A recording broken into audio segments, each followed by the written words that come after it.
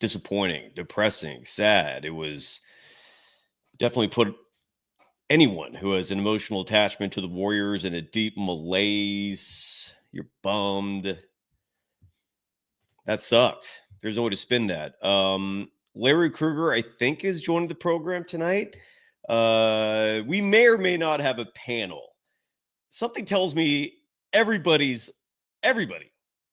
who at least loves the Warriors, calls themselves a member of Dub Nation, even if you're an analyst, even if you look at this stuff objectively, something tells me there is a lot of people surprised by what happened tonight. I certainly did not expect the Warriors to lose. I did not expect an egg this big laid.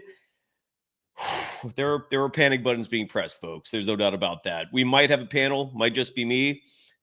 We shall see what happens, but the invite is out for Frank Red. I know Ryan Leong is going to join the program in a little bit live from Chase Center. Rice Smith may or may not join us. Frank Coccimiglio may or may not join us. We'll figure it out, but let's commiserate together. That was rough. Oh, there's Krueger. Okay, so at least I got Larry with me. Let's get into it. This is the Krug Show. Larry, are you sharing this thing? And this is the Golden. Let's go. Come on and break me off. 'Cause I get what I want and I like what I see. If you got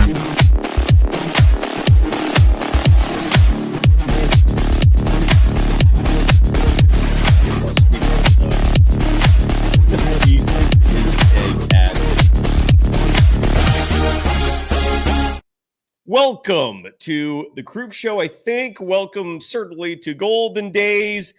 Let me get my boy in here because I see him. Larry, are you ready? Do you want me to? Okay, I'm gonna put you back in the green room for just 1 second. This will give me an opportunity to read some ad copy because we do thankfully have not one but two institutions, organizations supporting this program as our local sponsors, as our title sponsors.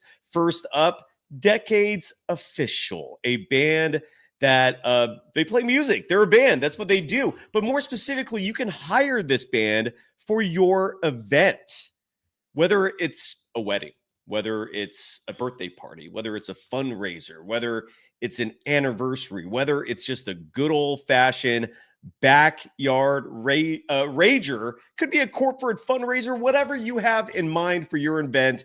Hire Decades to play some incredible music for your event. Sorry to be redundant there. Think of the Catalina wine mixer and how incredible Boats and Hoes rocked that scene. You can hire Decades to do the same for you. Prestige Worldwide was the name of the band in his stepbrothers at the Catalina Wine Mixer. Decades could be the band for your event. They're local. They're from Chico. They're Golden Dazers. They love the Warriors. They love the Niners. They actually are the opening band for all 49er home games before the game actually starts. They are the band for the Red Zone rallies right next door. And again, you can hire them yourself. Email Kyle at atomicmusicgroup.com. Again, Kyle at atomicmusicgroup.com. Tell Kyle the program sent you. You'll get a discount, or visit decadesofficial.com. One more time, decadesofficial.com. Go check it out. They rock and roll, and they're available for your event to play music from the 50s to today. You name it, they can play it. Decades is the name of the band. They are awesome. And today's episode also brought to you by Visit Humboldt. I feel like now would be a phenomenal moment to get the hell out of Dodge and find an escape with some peace, with some nature, just something to distract you from Warriors basketball, at least until Sunday. You can still get out of town right now. It's a 3 to 4 hour drive up there and have a beautiful, peaceful Saturday in Humboldt. Why not stay up there for Sunday? Because if the Warriors lose Game 7, you're going to be heartbroken. You're going to be crushed. And so you might as well be in an environment that provides incredible breweries and wineries and restaurants, national parks, state parks. Surround yourself with the fresh air that old giant redwoods and sequoias provides for you. Go for a hike on the beach. Go check it out and thank me later. Visit Humboldt. Humboldt.com, or shoot me a DM. I was once a student at Humboldt State University, which they now call Cal Poly Humboldt. It is a beautiful scene. Visit Humboldt.com. I don't know if Humboldt's as beautiful, though, as my partner in crime, the man who hosts the Krug Show, Larry Krueger. Larry, that was disappointing. That was depressing. Oh, we got Frank Red in the house. How the hell are you doing, brother? Good to see you. And who are your sponsors? Who's taking care of you tonight? Well, I mean, thanks to everybody. I mean, we got to get to this game. I mean, I can talk about my sponsors in a bit, but Okay. I mean, first of all, I mean, that was a major choke, major choke at home. Fred VanVleet is a winner and always has been, and he's one of the reasons the Warriors lost that final series, and he was awesome tonight. I mean, he was awesome, almost a triple-double. He just is a great competitor. And, I hate to say it, I feel like a lot of people listen to me talk about the Niners all the time, and then I get on here a few times and talk about the Warriors, and it's like, Krug, you don't know hoops, don't listen to them. Don't stick to football and this and that. No. I told everybody this team was I know my teams. Yeah. And the Warriors are my team, and I've been watching them forever. And I said they were going to win 38 games this year. They were on pace to win 38 games this year. They get the Jimmy Butler trade. They go on this unbelievable run. Way to go, Dunleavy. You get into the playoffs. I told you Rockets in 7, and now it's going to be Rockets in 7. And it's just absolutely, people need to check themselves in the Bay Area media with the pom-poms. And I love a lot of these people. Some of these guys are my good friends. Same. But people were talking about a sweep. Come on, man. You were talking, who you were. If the word sweep entered your vocab at the beginning of this series, shame on you. The Warriors were the 7 seed. All right.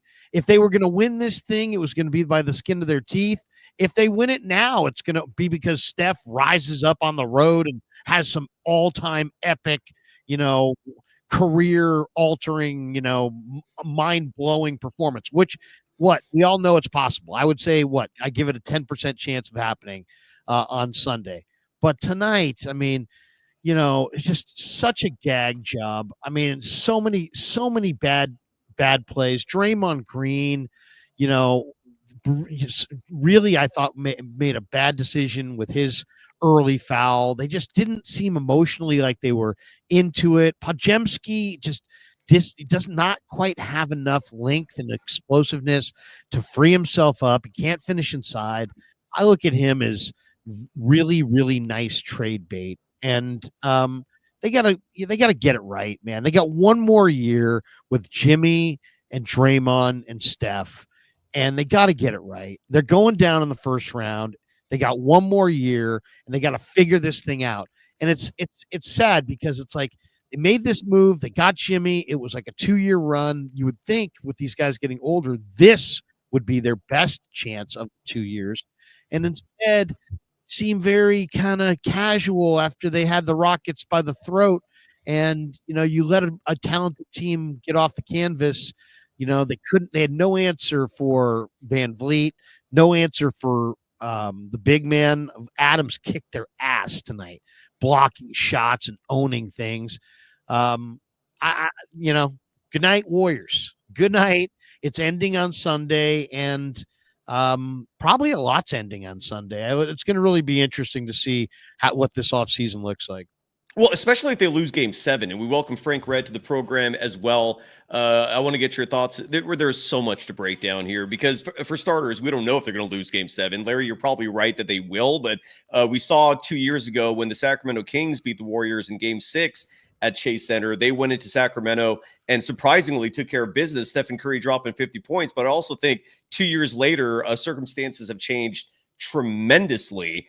Chief among them, the fact that Stephen Curry's 37 now. I mean, it's wild. I mean, Steve Kerr was ready to roll with Steph for the entire second half. until the game really got away from them in the fourth quarter. And then we saw Steph go to the bench. But I don't know what you should expect. When you're, first of all, the starting lineup I thought was absurd. I don't appreciate or respect the tinkering, the mad scientist moves this late in a playoff series, this late in the season. The lack of consistency with rotations with players. The Kaminga thing is insane. I feel like I've been on an island for most of my life for the last 3 years, bringing this topic up because it's been 3 years of this shit now. And I want to highlight as well, however you pronounce this name here, Ilupti Peter, saying that I'm finally at peace because I saw this coming. No, I want to make it very clear, like the Warriors losing this game, regardless of whether I'm right or wrong with analysis, I don't feel good about this at all. I feel sick to my stomach. I want Stephen Curry to get 5 rings. My entire ethos for criticizing Kerr is because I feel like they've underachieved. Stephen Curry, as great of a player as he is, in my opinion, should have 5 championships. And these last 3 years have been a colossal disappointment. Underachievement after underachievement. That's just my opinion on this, but I was not celebrating tonight, man. I'm in shock, in all honesty, because I was not expecting this at all. Frank, your immediate reaction, sir. Great to see you. And Larry, of course, great to see you again. To tonight's stunning loss by the Golden State Warriors. The final score in this one, 115-107, but it really got away from them in the fourth quarter. This was a game until the fourth quarter started, and it all slipped away from there, man. Frank, good to see you. Your reaction, sir. Thank you. Thanks for having me. Yeah. When emotions are high, when the game is at a fever pitch and your temperature starts to raise, I try to take a step back and take all of the emotion out of it and just watch what's happening, right? And I'm going to say this is not hyperbole. This is one of the worst coach games Steve Kerr's ever had in his career. I can tell you 19 things that he did wrong or they simply did not work. I thought schematically they had a pretty good plan. The plan was we're going to blitz VanVleet, all right? And for a quarter and a half, they did that, right? And then they got tired. And then he started to get loose because they were tired, and Steve Kerr started to play the guys that he, quote, trusts, as opposed to playing his best players. Now, let me tell you something. From a coaching perspective, he's not going to say it publicly, but Ime Udoka, I believe, and the Houston Rockets, they think that Brandon Podziemski sucks.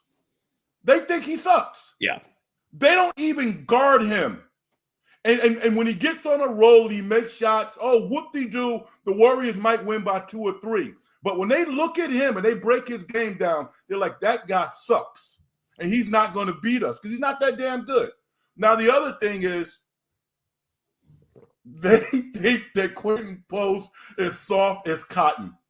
Mm-hmm. That dude played 18 minutes and had 0 or 1 rebound. The worst thing in the world is to be known as a one-dimensional player. The best game Quentin Post ever played in his career, he had 0 3-pointers and 12 rebounds a couple of games ago. Correct. And listen, the Jonathan Kuminga thing, the only chance that they had tonight and on Sunday is to play with pace and use some athleticism. And your most athletic guy on your team is on the bench because you won't play him because he doesn't fit into your rotation? Are you kidding me? It's crazy. Stop there. I got so much, but I'm going to stop right there. Well, let me jump in because I just to add to that. There was a point in this game where they showed Kerr, and I think he was like, guys, or maybe he was talking to Salters. I forget who it was, but basically he was delivering the message: we got to get out and run. All right, you got an older team. Your best runner, you benched. You had you had 2 really volatile, talented guys on this team. One was a veteran, one was a young veteran. Buddy Hield and Jonathan Kuminga. You had a chance to go 2 for 2. You went 0 for 2. Buddy Hield is horrible right now. Buddy Hield needs to be banished. They should take his key card and not let him into the arena next time he shows up. He's absolutely killing this team. His feel is just nowhere. He rushes bad shots. He played 17 minutes. He did nothing. He scored no points. Kerr had a primary decision between Kuminga and Buddy Hield. Realistically, maybe in his mind, okay, I can only have one, guy who's like a run up and down kind of an athlete who really does no idea how to play. I'll go with Buddy because he's the veteran. And you should have gone with Kuminga. And the only way you had a chance to win this thing was if you got them both going. And it's like, no, 0 for 2. You needed to get Kuminga and Buddy Hield rolling. They were your volatile players that could be anything. And you played 1 million games between Halloween and May, and you still couldn't get those guys going, and you're going home. Simple as that. I can't wait to hear from Steve Kerr. The NBA is providing a live stream of the post-game press conference. So if they show, I see Kerr on my TV, but I don't see it on the NBA stream. If they switch to him, we'll go to that. Rye, great to see you. Glad you're joining the program tonight. Your reaction to this very disappointing game? Oh God, where to start? This was bad. This was really bad. Take your time. There's no rush at all, man. I think I said on the last stream that even if it goes 7, the Warriors are done. If it gets to 7, even if they win it, there goes the championship, because they're going to have 1 day of rest. And then the Minnesota Timberwolves, who are completely healthy, will be ready and showing up in that game. I'm not going to really blame Kerr for this one. I'm going to zag. I'm not blaming Kerr. Why? I just don't think really, what are his options? This roster is just not very good at all. You mean besides all the height and athleticism at the end of the bench that he refuses to touch? Who are we talking about? Trace Jackson Davis and his missed dunks and his average Key, Jonathan Kaminga. I thought Pat Spencer could have been useful. I thought Kevin Knox could have been useful. We didn't even see Guy Santos. I would have liked to see some Guy Santos, because at least that guy has some energy. And he'll be diving on the ground for loose balls, which Warriors really weren't. So anyway, I don't know. I'm not really going to blame Kerr all that much. I thought tonight was just watching tonight was my worst nightmares of when the Butler trade originally happened, before I really kind of knew what kind of player Butler was. And I was just thinking, the math is not mathing. The spacing doesn't work. How are you going to play Draymond and Kaminga, not Kaminga, but Draymond and even Pods? He's just not that reliable of a shooter. And how about GP2? No one's going to bring up GP2. And with Butler, who can't shoot threes. And I feel like because of the injury, Butler is an absolute warrior. I don't know how he makes some of these magnet ball shots with no lift. But him at limited athleticism is now a huge problem for the Warriors. They just don't have the offense. And also the Hackett Adams thing, I don't really love it. It seems like Adams has been kind of consistently making his free throws. And also it's every time you do that, then you just allow the Rockets to set their defense. And the Warriors are doing nothing against the set defense. That's a good point. That's actually a great point to this, because I thought you were going to bring up the fact that on 2 different occasions tonight, the Hackett Adams results in Alperen Şengün offensive rebound. The entire point of doing the Hackett Adams is so he misses and you grab the rebound. I've coached a little bit in my days as a youth basketball coach, and I've played a bunch. I feel like we all have in some regard here. And one of the fundamental basic things, at least I was taught, and I also did teach, was rebounding missed free throws. You're in position. You're set up where you really got to just be either incompetent or tiny to lose that rebounding battle. And the Warriors twice tonight lost offensive boards on missed free throws from the Hackett Adams strategy. And I love that you add the fact that it also slows the game down, which is also advantageous for the Warriors too. Because you're right, they can't push the ball from the free throw situation. But 2 separate occasions, gentlemen, where Alperen Şengün, I think in one instance, he literally like tipped the ball in. Another instance, he just grabbed the offensive board and then got fouled, and then he shot 2 more free throws.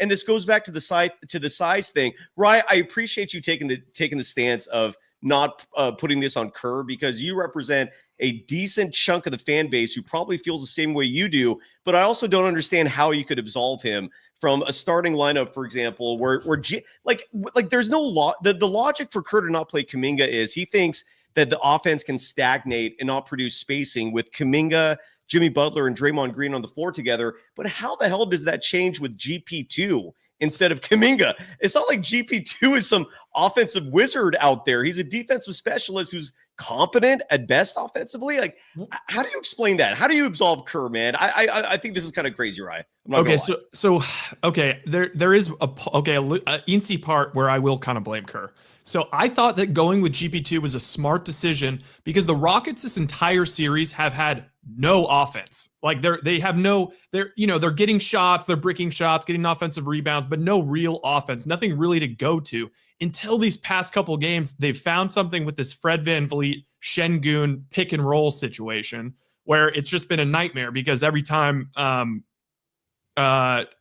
VanVleet's hitting all his threes, and then you get Şengün into the post, especially if Draymond switches it. It's just a nightmare. That's been their go-to offense. So I thought his idea was, okay, we're going to put GP2 in. GP2 is going to make sure to stick with VanVleet, and he's not going to allow that mismatch to occur. Also, GP2 is their best roller. Even though he's 6'2", he's their best roller.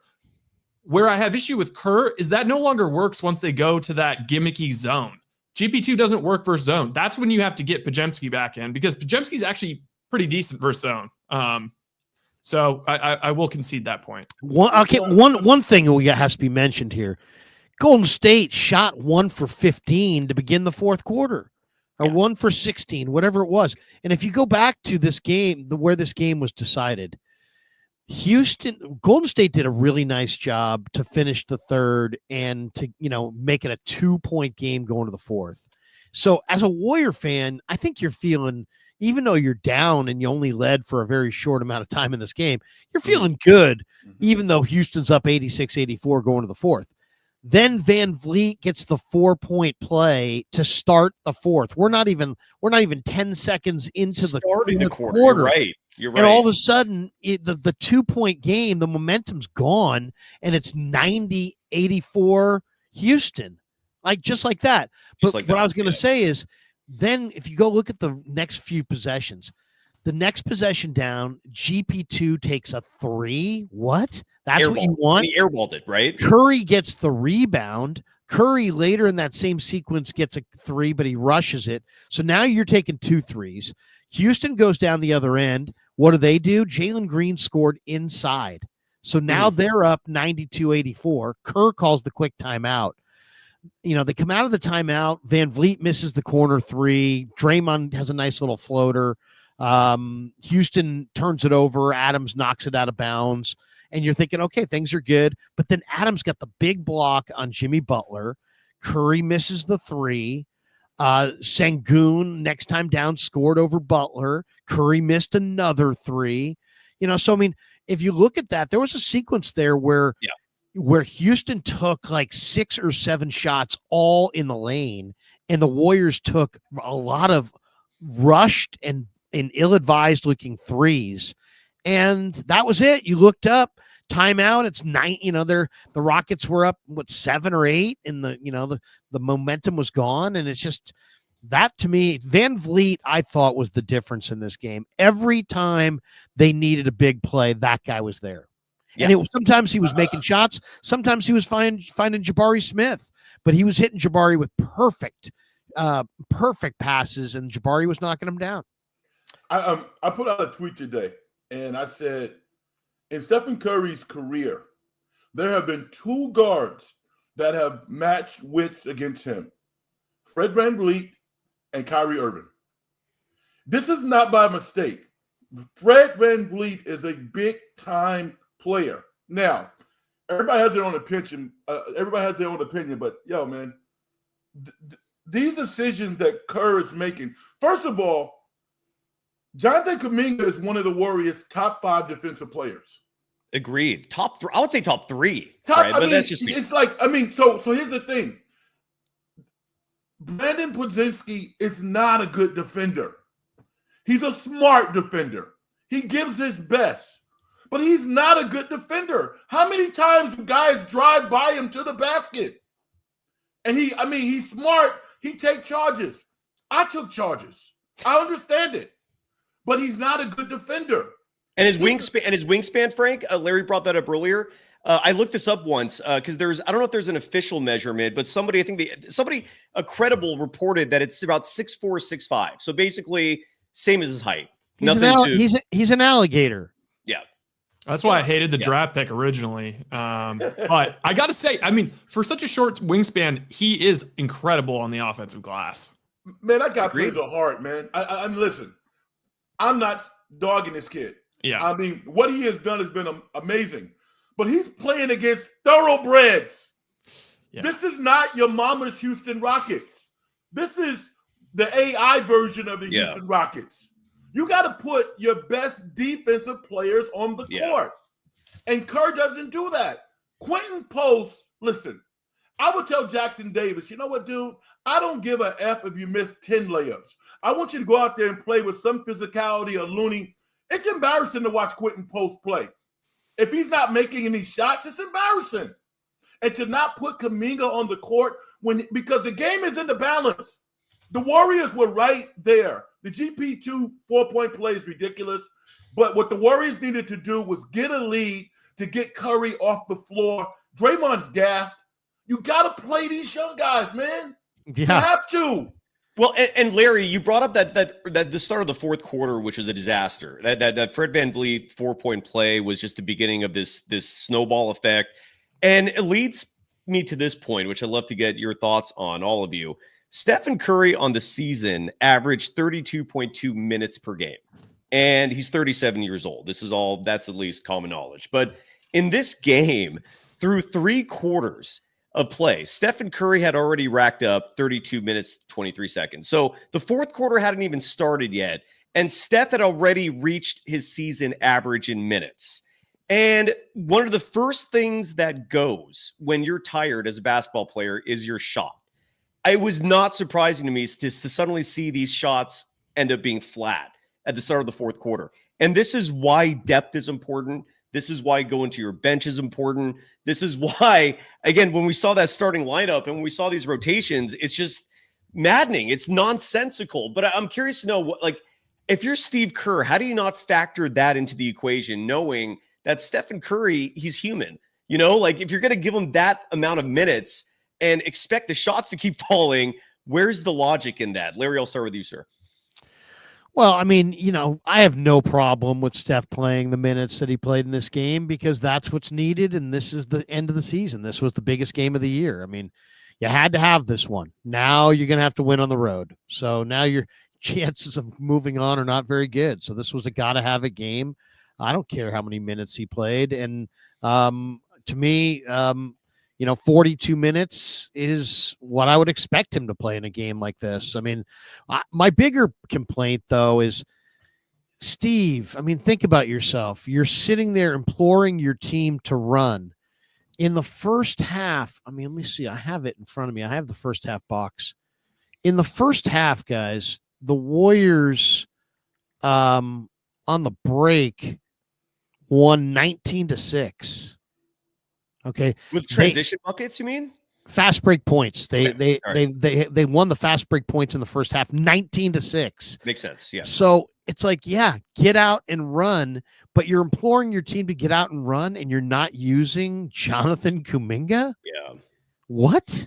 Well, I mean, guys, I don't remember the Showtime Lakers leaving Michael Cooper off or something. No. I mean, it's like when you had some awesome fast wing who can just fly faster than almost anybody. Oh, and you're not going to use him.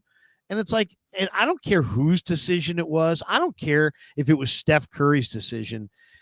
Whoever's decision it was to sit Jonathan Kuminga, shame on you. And you're getting exactly what you deserve. You really are, because you're not winning. And Larry, you're not winning anything besides Kerr made that decision. I mean, he's the shot caller, right? No, I mean, I think Steve Kerr is, is a guy who gets the group from A to B. But I think Steph Curry and Draymond Green. I mean, I would imagine Steph Curry, Draymond Green, and Jimmy Butler probably said something to Kerr about they can do it without Jonathan Kuminga. I mean, I'm sure. I don't know that. I have no sources. But I mean, I'm not assuming that, Larry, because we've never heard. I am. I mean, you're telling me that Steve Kerr, without the blessing of Steph Curry, is sitting Jonathan Kuminga, a lottery pick, one of the most athletic players in the entire association, not getting any minutes at all, and Steph's not part of that. Steph, I guarantee you, or Steph and Draymond, or Steph, Draymond and Jimmy, some combination of the players didn't want Jonathan Kuminga to be part of this thing, and that's clear as day. Steve Kerr's not just doing this arbitrarily. He's not doing this without this is the NBA, man. They have some of the most high clout players in the entire world. There's no question in my mind that he has consulted Draymond, Butler, and Steph, and that that Jonathan Kuminga is not playing.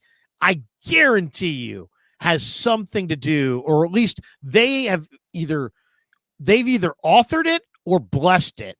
I don't know if that's true, Larry. Oh, I need to actually see. I texted a couple beat writers tonight, imploring, begging that they ask not Kerr, because Kerr's a master at giving BS answers and with cliche answers, and ultimately he just comes up with saying, "Well, it was my gut, it was my feeling." And sorry, you don't think Curry signed off on this? Kerr is doing all this, and he's totally independent. A couple of beat writers tonight, again, begging not to ask Kerr, but to ask Stephen Curry and Draymond Green what their thoughts are on the DNPs, because 2 weeks before the season ended, Steph was asked about Kaminga.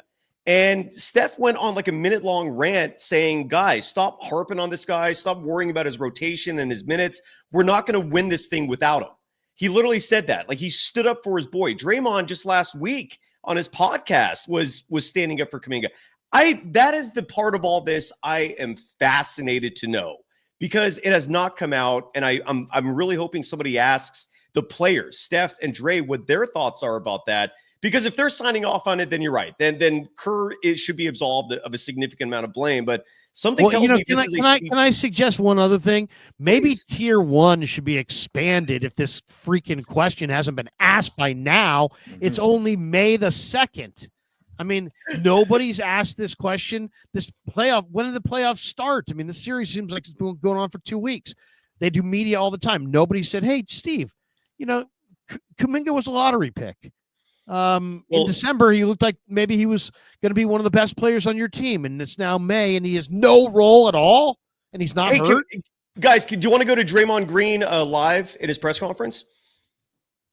Sure. Sound good to you guys? All right, let's hear. This is Draymond Green live, and I'd love to know if someone asks him about Kaminga. I know you're kind of blaming the loss on some of the effort stuff that didn't go right, but you guys also missed, I think, 14 of your first 15 to start the fourth when you kind of lost. Like, what is so difficult right now offensively, particularly when they're going very big and they go to a zone? I think it was less about the zone and more about we started off the fourth quarter a 2-point game and we gave up a 4-point play, and it's just like you lose the life. So you got to give them some credit. They're doing a great job defensively. That's who they've been. That's why they're the 2 seed. It's because they have a great defense. But in saying that, we can't give up a 4-point play in a 2-point game off 1 pass ahead. That's crazy. So, yeah, they're doing a great job defensively, but I thought it was also caused by, kind of just losing the life after that. What, in your, I guess, view, what happened on that play? I don't know. I haven't seen a replay of it. I'm not sure. I mean, obviously we didn't get matched up. Fred VanVleet's got 17 threes in 3 games. And he's wide open coming out of a timeout. That's crazy. I guess to follow on that, just what are you noticing with the way you guys are defending him, or what problems are emerging when he has the ball?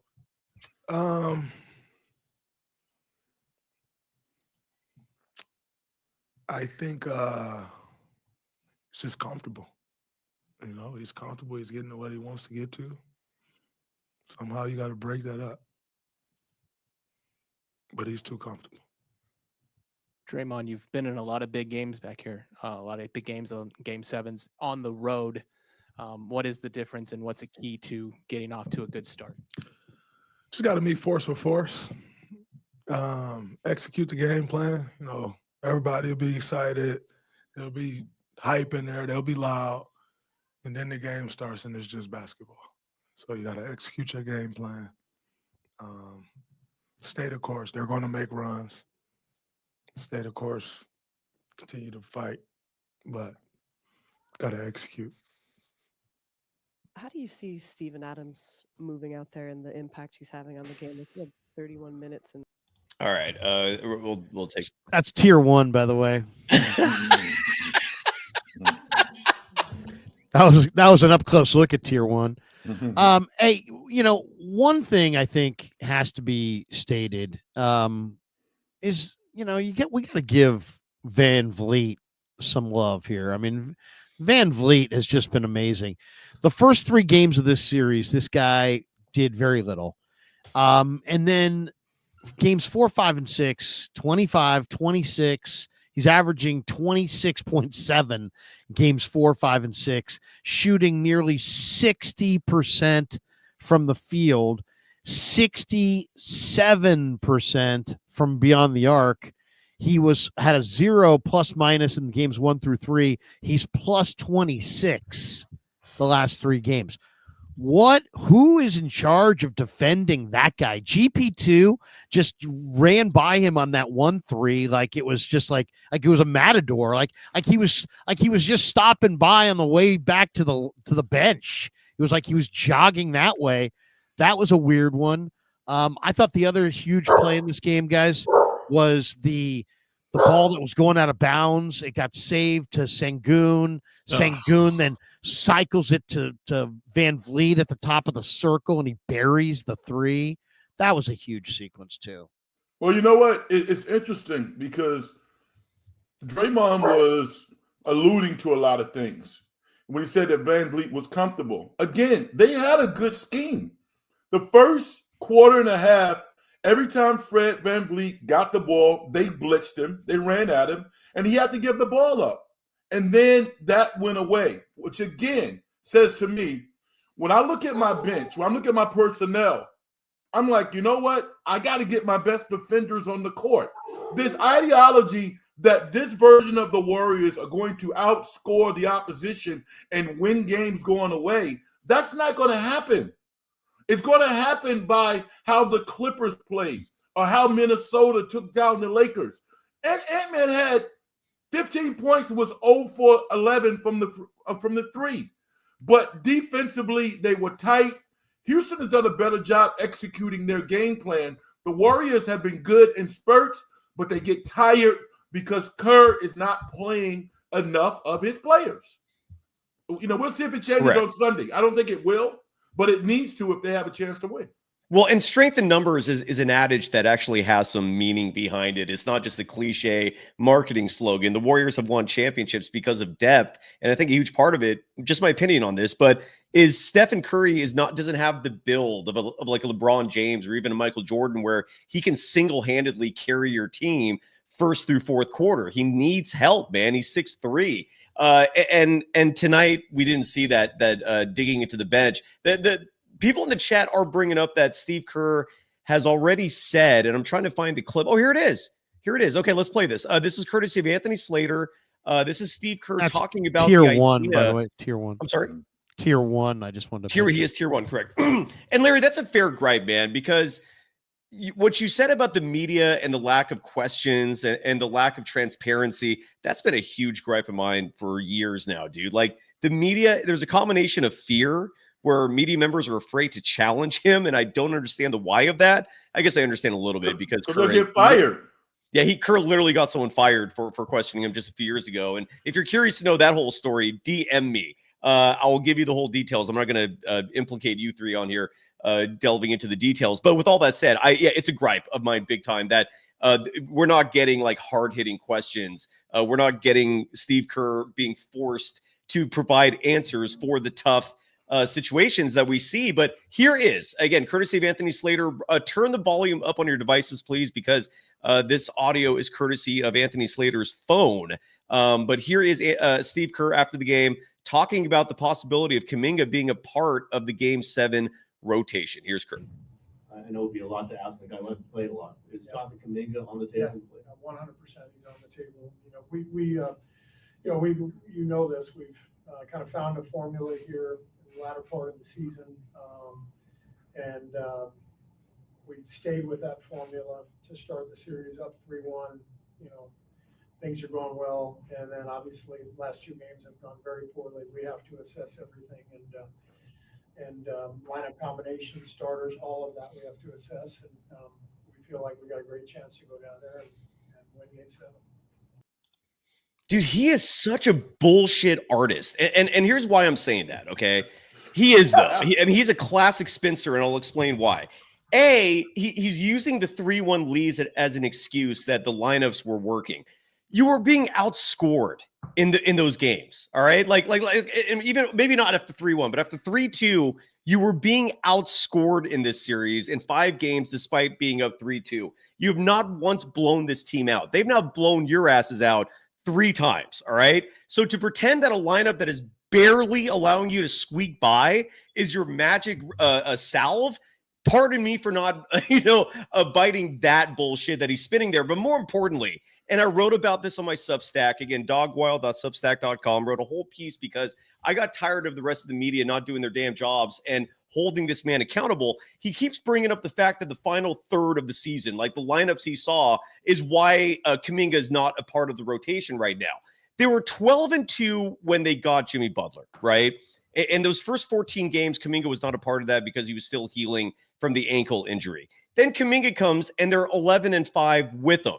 And what those 16 games with Kaminga were against far more difficult opponents. So you have this 16-game sample size where Kaminga was playing. They're 11-5, and 11-5 is a good record still, but the losses were coming against much more difficult teams. They go 12-2 when it was no Kaminga available, and those 14 games were against. There was 2 games against the Hornets, games against the Nets, and I think they lost that Nets game. Those were one of the 2 games they lost. The point is, for him to use that as the excuse to not play Kaminga, to, in his mind, have this imaginary rule that Kaminga breaks with spacing or with whatever is in his head that makes him think, I can't play these 3 together.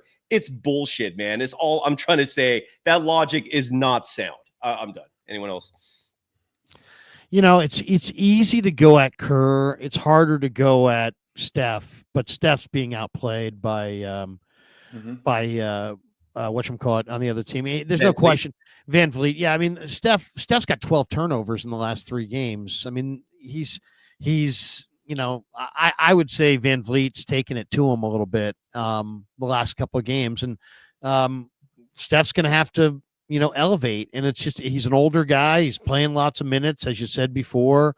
But I think that's what I'm seeing. I mean, I'm seeing Steph Curry not nearly as effective the last couple of games as it seems like VanVleet is kind of ramped up. At the end of the day, it's like, the other thing that was really bad, it's like if you're gonna start Buddy Hield and Gary Payton, you're gonna give those guys combined almost 40 minutes, and Buddy Hield gets outscored by Gary Payton. I mean, if Buddy Hield is getting outscored by Gary Payton, that's bad. Payton's there for D, Hield's there for O. If Hield is scoring no points and he's there for O, what's he doing? It's like, what roster decision should you make? Tell that guy, the game's at home and get Kuminga on the floor, or play Pat Spencer, or just, find better combinations. I mean, they need points, and like Kevin Knox, who's been in the G League, basically being their number one scoring option probably for the last 2 months. Yes. And he actually has some NBA chops and some experience, and he probably could give you a few points if you played him. No, he doesn't play. Kuminga, who's you want to get out and run and get easy buckets. He's easily your best open floor athlete. How many minutes does he get? None.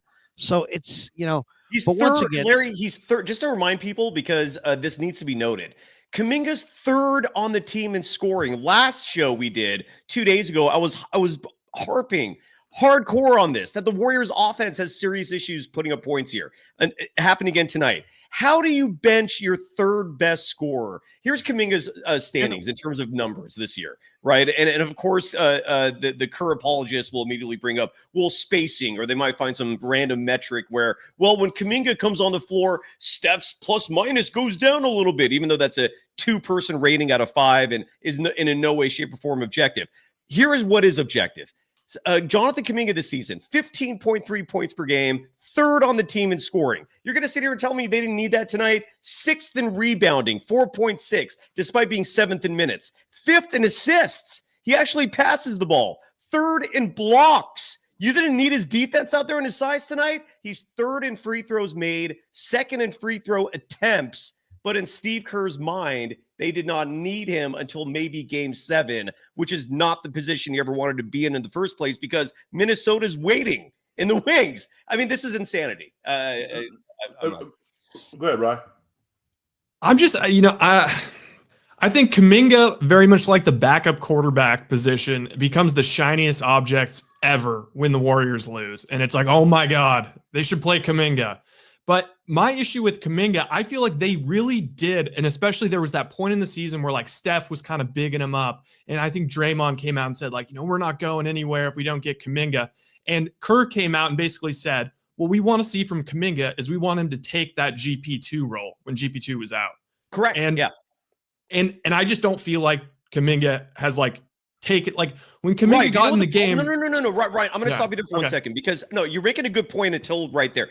You're right. Kuminga did take that role, and he was thriving in that role. They beat Memphis, they beat Denver and the Lakers in back-to-back games. While GP2's out, Kuminga's taking that role, and he's shining in that position.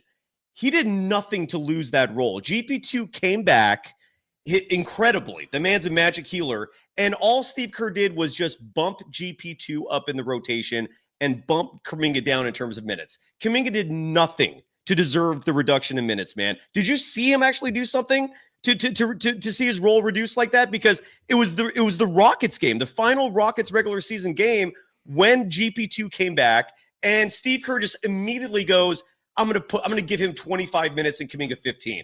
After 3 straight games where Kuminga was lighting it up, man. So City, did you see something from Kuminga that indicated to you like he's not deserving of minutes, or that GP2 is more deserving? Or would you maybe agree that Steve Kerr just has his favorites, and his favorite in this case was not the better player? I don't know. I will say, first of all, GP2, I don't think they win game 5. Would you say that they win game 5 without GP2?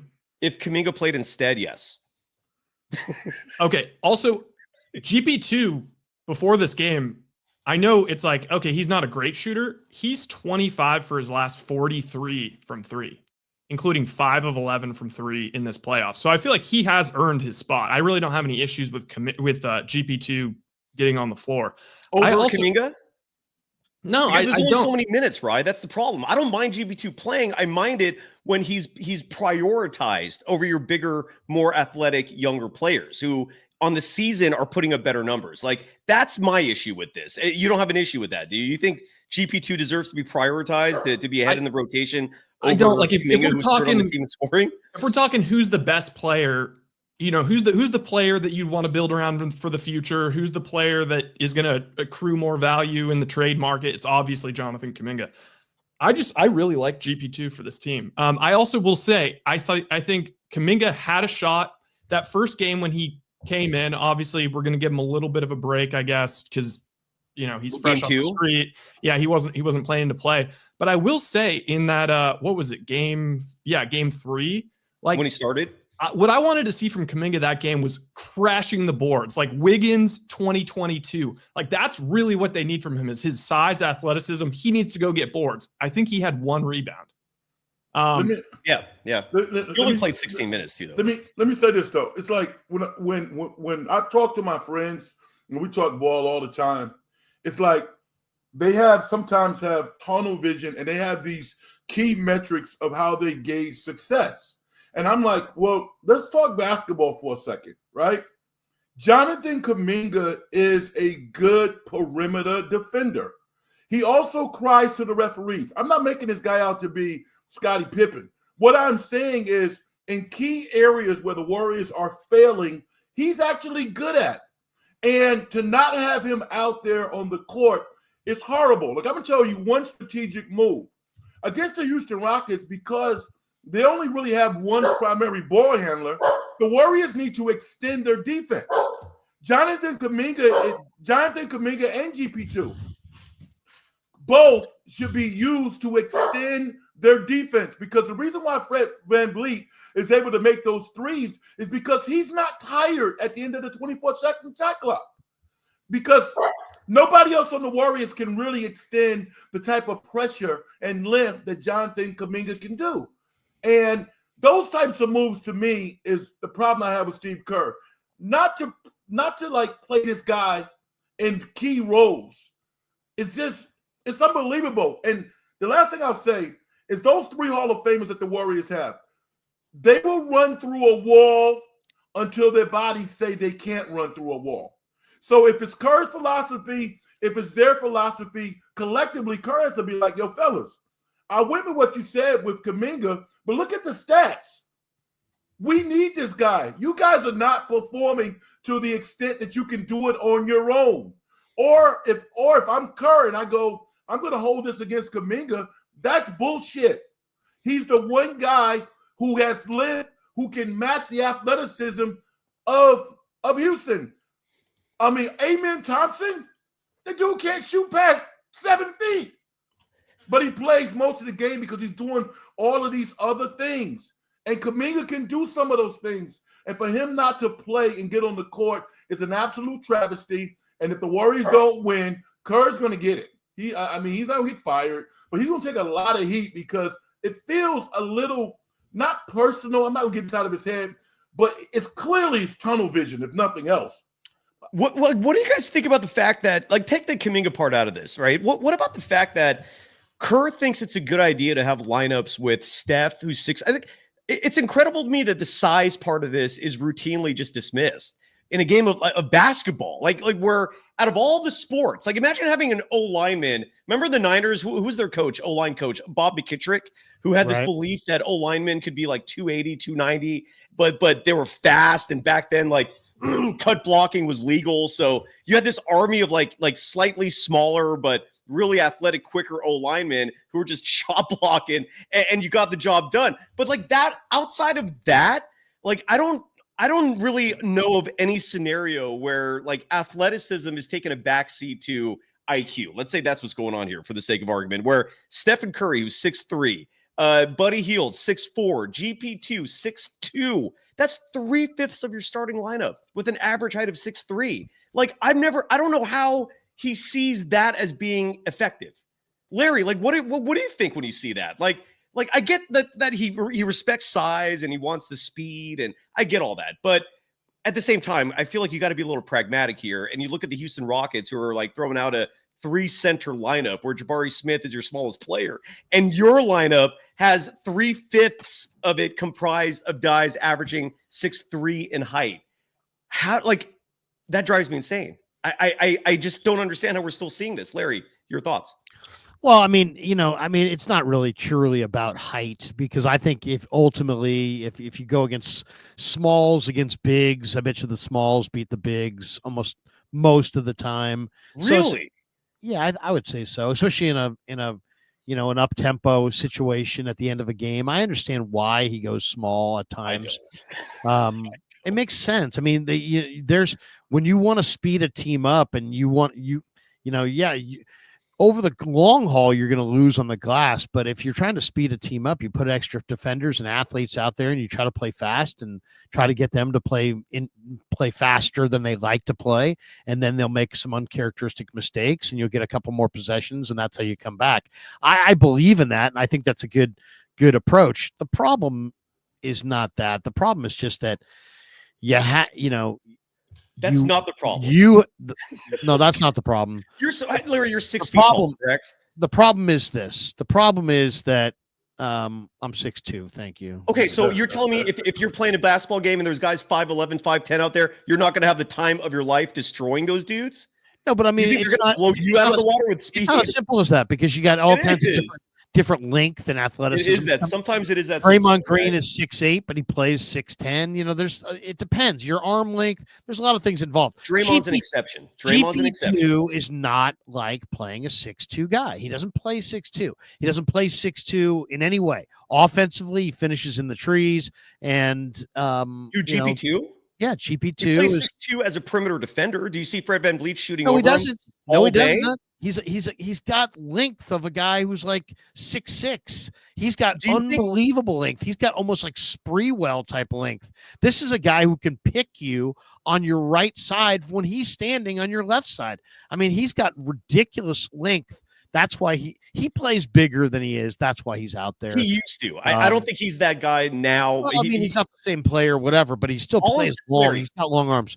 He also finishes inside. Not afraid of GP2. Okay, when Jabari Smith is hitting two three-pointers. I'm not saying he is, but I'm Jabari Smith puts it on the ground. He's very afraid of GP2. The bigger issue here was that the Warriors had a major advantage early in this series, and the Rockets have a major advantage late in the series.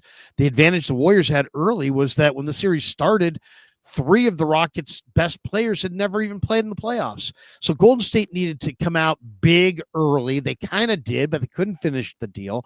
They took their foot off the neck of the Rockets. The Rockets got up. Now the Rockets are bigger, better, longer, home field advantage, tons of confidence.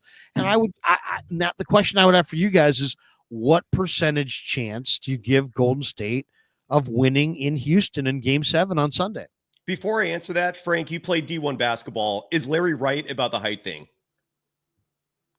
I mean, if you're taller and you got skills, I mean, you lick your chops against somebody smaller. Yes. Now, Larry, I'm shocked that you're saying this. Now, with that said, it really comes down to skill. An example I'll give you is Villanova. Villanova has never been the tallest team in the NC2A, but they've been one of the most skilled teams. I mean, think about the lineup they started.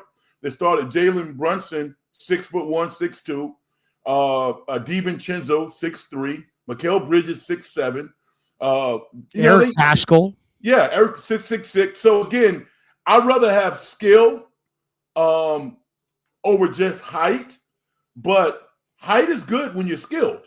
You know, so you got a guy like Jabari Smith who comes off Houston's bench. If they want to go get KD, guess what? He's in Phoenix next year. That guy's capable of scoring 20 points a game. Frank, are there in the NBA the most exclusive of organizations for playing basketball? Do you really think a player can reach the NBA without being incredibly skilled? Yeah, I do. Who doesn't have skills that's in the NBA? That I mean, what? Well, you're joking, right? I'm not. I mean, who are you going to bring up? Steven Adams? Steven Adams actually has touch on his shot. He can handle the ball. No. I mean, he's not skilled. I didn't say he wasn't good. But he's not skilled. He's got some skills. He's skilled enough. He's skilled enough for his size. Again, skilled enough is not, well, he's skilled. Like I'm telling you right now, if you are a guy who can box out, grab 10 rebounds a game, you got a job. Yes. Because this is a tough man's sport. There's a lot of guys who can't play, but they have a particular skill set, and that's why they're there. And there are other players. I mean, like Dylan Brooks. Dylan Brooks has improved his skill every year. But when he came into the league, he was just like, you know what? I'm going to beat the crap out of you. That's my job. I am the official beat the crap out of you guy. You can make a nice living doing that. Yes. What did you guys make of the fact they just left Dylan Brooks basically on the bench? Well, he was in foul trouble, I think, right? Or no? I thought that's why he I could be mistaken on that. He had 4 fouls, but he only played 19 minutes. I mean, they It didn't tells go you back how to him. good their young guys are. Yeah. That's what the depth. It's like, yo, I got guys who can do what he does and give me more, which again puts the spotlight on Steve Kerr. It's like, dude, you got to look at your guys and compartmentalize and say, what can I get for them? And try to get it. And if you don't get it, then put them back on the bench. But you got to give them a chance. I'll tell you the guy that I would love to see, and I know you guys are going to laugh at this, but I want to see you're getting ripped inside by Sengun and tonight by Adams. They combined for 38 and 25, 38 and 23 against you, or 38 and 20. That's a fat line. How about a little Trace Jackson Davis to bang bodies? I have no problem with that. Why not? Because it's clear that Kevon Looney is, he's like one of those guys that he's around, but he can't really do the job. I'll tell you the other thing that was surprising. Kerr wanted to see them go up tempo, wanted to get out and run, didn't play Kuminga, and then they needed the announcer at least on the ESPN side. I don't know who the announcer was, the color analyst, but the color analyst on the TV on the ESPN Richard broadcast. Jefferson? Was it Richard Jefferson? No, the color analyst. It was Richard Jefferson.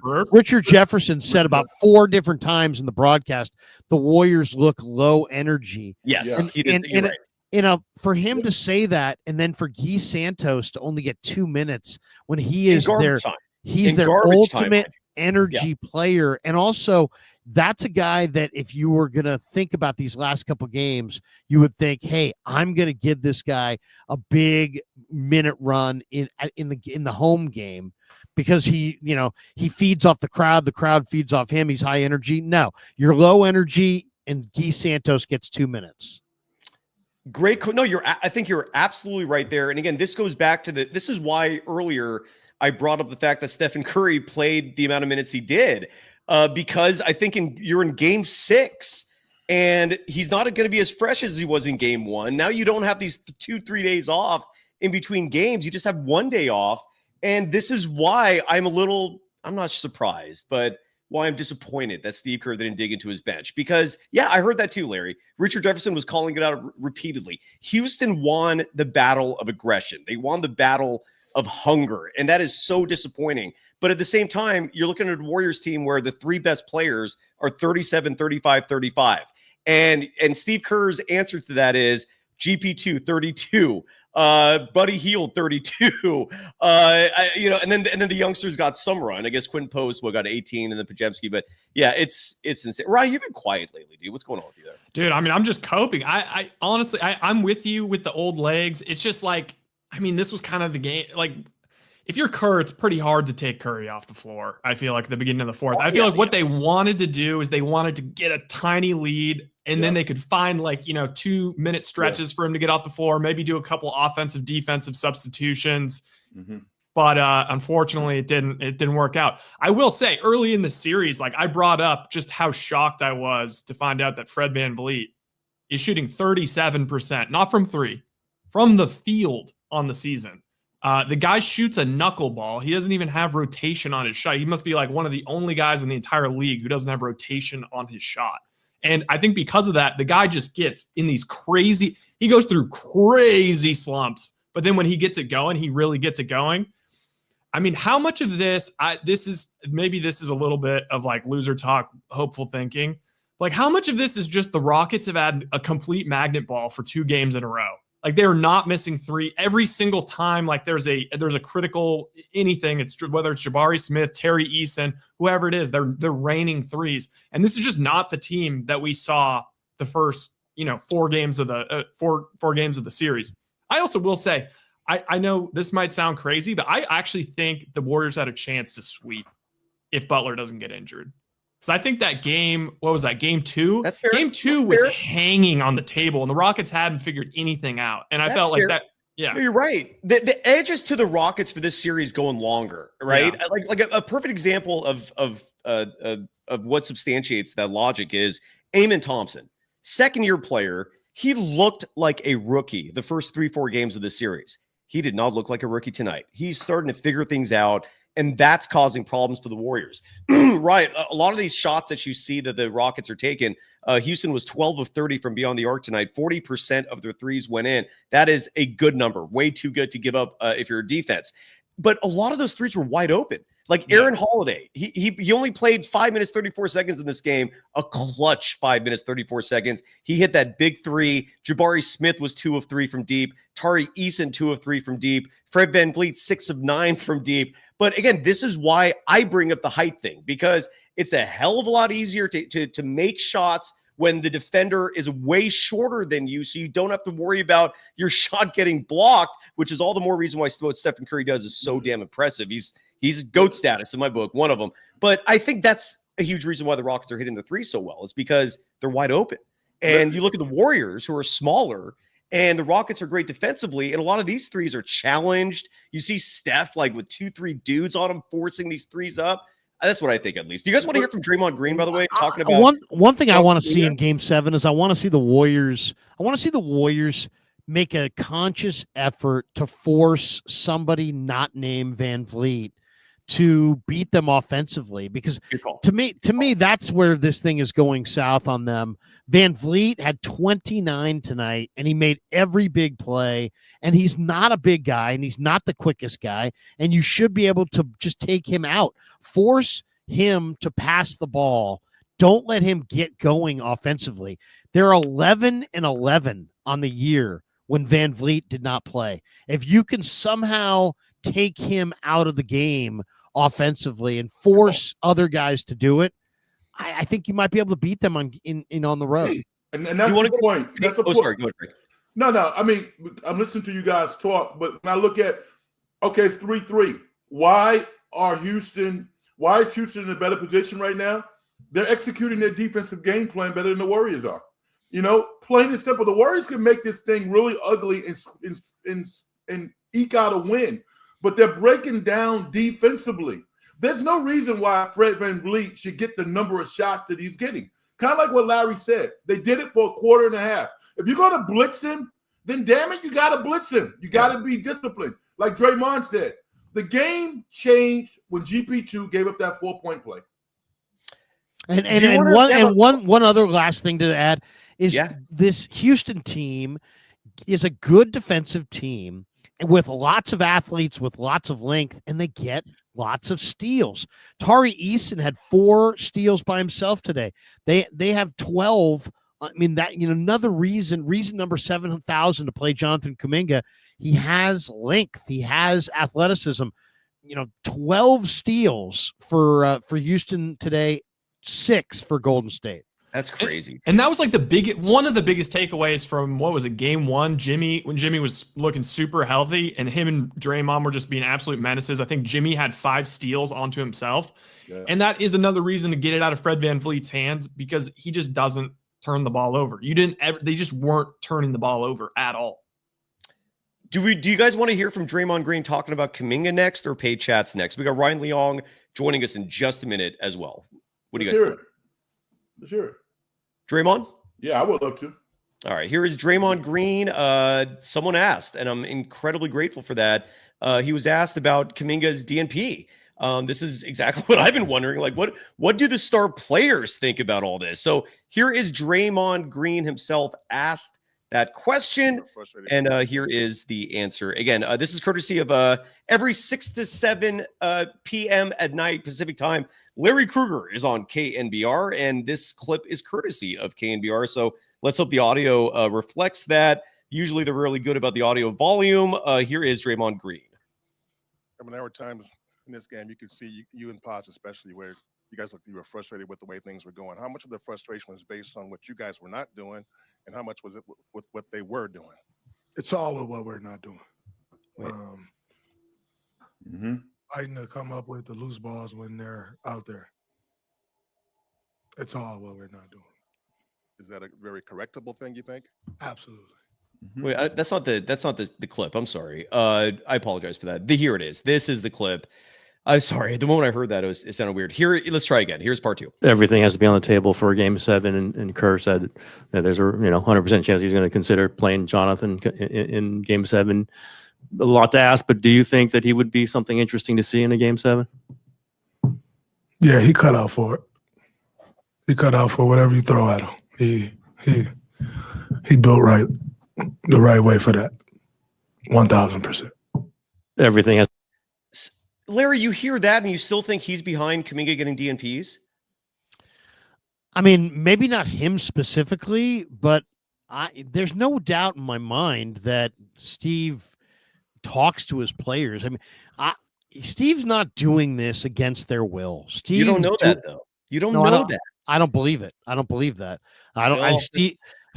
So Steve's going to go against Steph and Draymond and Jimmy Butler and what their wishes. Maybe they're not man. challenging. I mean, it's just. I'm not saying that it's not plausible to think that in 2025 that the biggest veteran megastars in the league have a major say in how the teams run. This was a huge decision to leave Jonathan Kuminga out of the equation altogether. All I'm saying is I think Steph, Draymond, and Jimmy Butler were definitely consulted.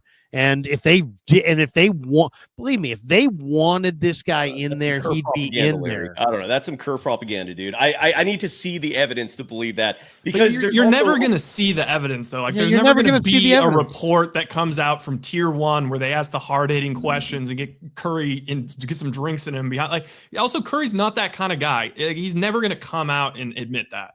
Right. But I mean, it's obvious.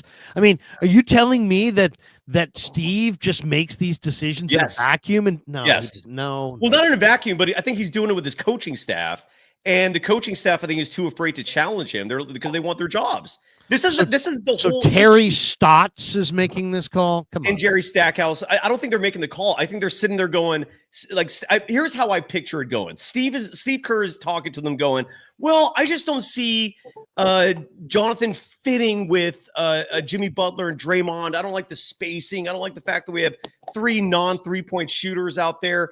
And I think Terry Stotts and Jerry Stackhouse look at him and go, yes, sir.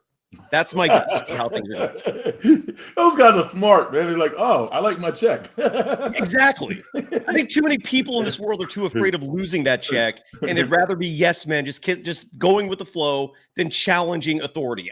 That's my guess for what's going on. But who knows? None of us are going to know this until we get answers. Ryan Leong's joining us, though. Great to see you, brother. You're joining us from Chase Center. How are you doing? What was your reaction to tonight's fiasco? I mean, the Warriors played like a team that's old. They played like an old team. I mean, this probably isn't the best example to use, but you know what? The Warriors need a refractory period. And they probably need more than just Sunday to get recovered, and they're not going to get that. So my feeling is, even if somehow the Warriors come back and win the next game in Houston, they're going to be so fried to take on Minnesota. I just think their season's done, one way or the other. I like that analogy a lot. So you'd say, like, Game 5, they were kind of edging themselves and then took themselves out, but they really kind of just blew their load tonight. There you go. I like that. Okay. It's a late night show. Well, or certainly they choked on it tonight for sure. I mean, they don't have the energy. I mean, they definitely need some rest. I just don't see that. I mean, they played such a horrible fourth quarter. I mean, it looks respectable in the end, but man, they were 2 of 18 shooting at one point, and this team was just really just jacking up shots left and right. I mean, just not and nothing. These were not good shots. These were just like rushed threes and just discombobulation all over the court from what I saw. By the way, I want to push back from assholes like Grant here, saying that I'm making Kerr out to be a boogeyman. No, far from it. What I'm saying here is Kerr has incredible power. He is in a position where his decisions make or break lives. And the decisions he's making pertaining to certain young players, I don't agree with. I think they're blatantly wrong. And the results speak for themselves. That's all I'm saying. Side note, I think Phil Jackson was one of the greatest, the greatest coach ever. And a huge reason why I say that is because can you ever think back to one thing he did that in hindsight he regrets, that you second guessed? Phil Jackson was brilliant. He also had incredible talent. Don't get me wrong, but I think Phil Jackson's phenomenal, but I don't hate Kerr. I just think he's someone who has a lot of power and he's wielding it in a very wrong way. And it's resulting in losses like these, and it's resulting in lives being potentially ruined. You think Jonathan Kuminga is happy in all this? Like, he had the potential to make a huge paycheck this summer and be a positive influence on this team and produce. And instead, because one person doesn't believe in him, his life is potentially ruined. I find issue with that. I do not like how that situation goes. I've been burned personally by people in positions of power who subjectively decide, well, I don't think that's a right fit, so I'm going to ruin your life because of that. And if anyone else has been in that position, whether you have a professor who has controlled your grade, and when you questioned it, they went, well, I just thought the paper was bad. Your life's screwed just because of that one asshole. Or if you have an employer who screws you over for a promotion and you're thinking to yourself, why? Or you ask them why, and they go, I just didn't think you're the right fit. That I don't stomach that well. That's just me. And Steve Kerr's in a huge position of power, and he's deciding single-handedly who should and shouldn't play. And I just don't agree with who he's deciding to play, man. I don't like it. It doesn't sit well with me. And I don't think, and I'm not ignoring the fact either that not one draft pick has been developed under his watch, except for maybe Kevon Looney, but even that's an iffy. And I said, I'm done. I'm going to shut the F up now. I mean, here's the thing. Just as a player, man, my whole thing is the one thing that players buy into. If you give me a chance, coach, and I screw up, then I have my chance and I don't deserve to play. But if you give me a directive and you say, listen, I want you to go out there and I want you to hustle and play hard, and you do that, and if you don't get an opportunity to play, or you see some of your teammates not play well and yet they get countless opportunities, psychologically, as a young player, as a mature male, all of us now, we understand that life is not fair. But young people have problems dealing with that because they don't know how the world works. And Kaminga didn't grow up in this country, and he's a young guy, and he's talented. And I'm just saying that when you look at Ime Udoka basically tells his guys, listen, if you do the things I ask you to do, you can shoot 2 for 13. You're still going to get your shot on the court by putting forth effort and playing. That's not how Kerr operates. Kerr operates with this mentality, and he's been very successful. Well, we got some rotational players that we'd like to fit and all this other stuff that doesn't necessarily compute with, I'm going to go out there and give 100% effort. And everybody understands that, but it doesn't seem to jive in this organization. That frustrates me as a player. It really does. They're one loss away from getting, Kerr's one loss away from being totally raked over the coals, and he's going to deserve it. That's really the bottom line on it, I think. Kerr at this point, I think he's a great coach. They've done a lot of great things, but at this point, I don't know what his move is. You decided to go down this road where you weren't going to use all your players and you're going to come up short. And I don't know, I don't know where this goes from here. To me, it's a very disappointing finish to this series. I mean, you're going to wind up blowing a 3-1 series lead to the Houston Rockets, a really, really young team. So I mean, that's again, really Larry. bad. It's been a while, but it might happen again, dude. Ryan, were you in the Rockets locker room, by the way? Like, did you? Yes. What's the mood in there? Like, were they very, bubbling? yes, very, yeah. They were very happy. I probably shouldn't mention this because they were saying like it's kind of an off the record thing, but Too late. who was it? It was which player? Oh, Taro Eason was kind of joking about he used to eat at a late night spot that would give him an upset stomach and resulting in bad, trips to the bathroom. So he's talking about that, and he's just getting a lot of laughs, and everybody else is just sabotaging one of the Warriors players. You mean for Game 7? No. He's just talking about in general about eating late night food at this place. For some reason, it got brought up by one of the reporters in The Athletic, and so, but that also showed me about just how relaxed these guys are. They're having fun. They're all smiles. They were doing some exercise outside the interview room, doing some stretches. Everybody's just smiling. They're all smiling. They're all happy. Everybody's just, when they're doing the line coming back into the locker room, everybody's like, one more. I mean, they're all like, I could just see it. I mean, these guys, they smell it. You know what I mean? They smell blood in the water, and they know that it's there for the taking. Again, I didn't see what was going on with the Warriors except what I saw on the floor, and I just saw the Warriors as a super tired team that, I'll say this much for what you're saying, Cyrus. Like, when you look at what's going on out there, and it's true what you were saying, Frank. That. And good seeing you, by the way, Frank. I haven't seen you in a while, man. And for Houston people is that a know team Ryan, Frank's is a legend in the radio industry, right? Oh, is yeah. that why you, He used to go. I see him at Warrior games all the time. Yeah. Yeah. Good seeing you, Big Frank. So, no, but that's true. If you look at Houston's roster, the only two guys that didn't play were the guys that were injured or ill. That's why they didn't play. And then Kaminga is the only DNP on the Warriors bench. That's got to be horrible for your psyche. Weird. It's I mean, it is. It just, even when the game was over, why didn't he get in the game for those whatever minutes were left, right? You got all these other guys getting in the game. Pat Spencer even got back in the game, and Kuminga just sits there. I mean, that to me that's where I think that's got to be like screwing with the guy's head right there. Maybe right? he's still sick. Is he still sick? No, just his DNP coach's decision. It's not Larry, sick. And Frank, you were wondering what the illness was. We found out it was migraines. And I don't know if you guys have ever experienced that. It could be debilitating. You're laughing, man. So you think he made that up? Do you think he faked it? No, well, listen. This is what I think. Do I think he faked it? Hell no. Do I question a professional team's medical staff? Hell no. Do I question the player, the coach? No. I'm going to be serious for a second. What I will say this, just like the LSU offensive lineman, where I came from, being a product of a teenage mother, had me at 16 years old, I will die on the effing court. That's what I will tell you. I don't care if I got a damn migraine. I will die on the court. If they put me in, I will die on the court. It means that much to me. And if I can't perform, to get my ass off the court. But I am not sitting there. I don't care. I've gone through serious things in my life. I don't have a problem with dying, doing something that I love to do. Fair. No, I love my it. So, mentality. Frank, so let me ask you this, if you don't mind. Do you think then Kuminga was soft, or do you think there's more? Do you think this is part of like him just saying "F you"? Like, I don't know if they say he's sick, and in a real honest, general sense, he's sick.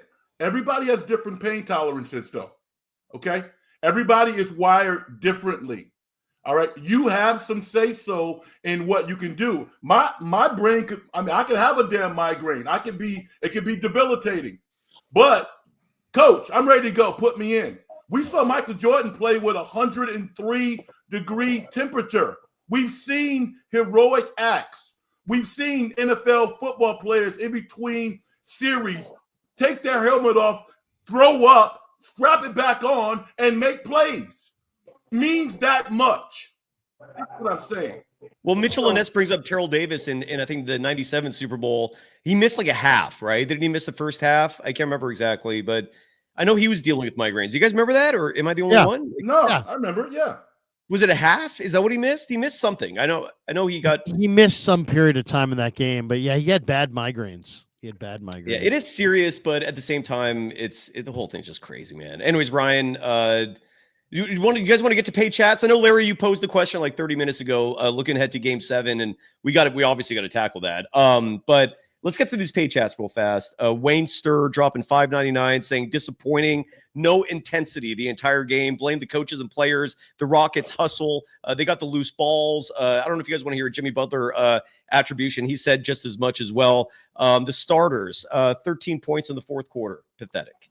Good point. I didn't know that. The starters only scored 13 in the fourth. That's bad. That is bad. Any thoughts, or just jump in if you have any thoughts. Kyle Silva, $4.99, saying this team deserved to lose. Honestly, they've been outplayed. Feels like offense is just so stalled and slow. People just standing in place. It sucks. What do you guys think about the Warriors' offense? It's been abysmal. I mean, it's. I don't know if it's as simple as just shots not falling. I don't know if it's a lack of aggressiveness. I don't know if it's the wrong players playing. Could be all of the I'd say it's all three. I think it's all the above. I mean, we've talked about, Buddy Hield has had some decent games. Tonight wasn't one of them, right? He had a bad Buddy game.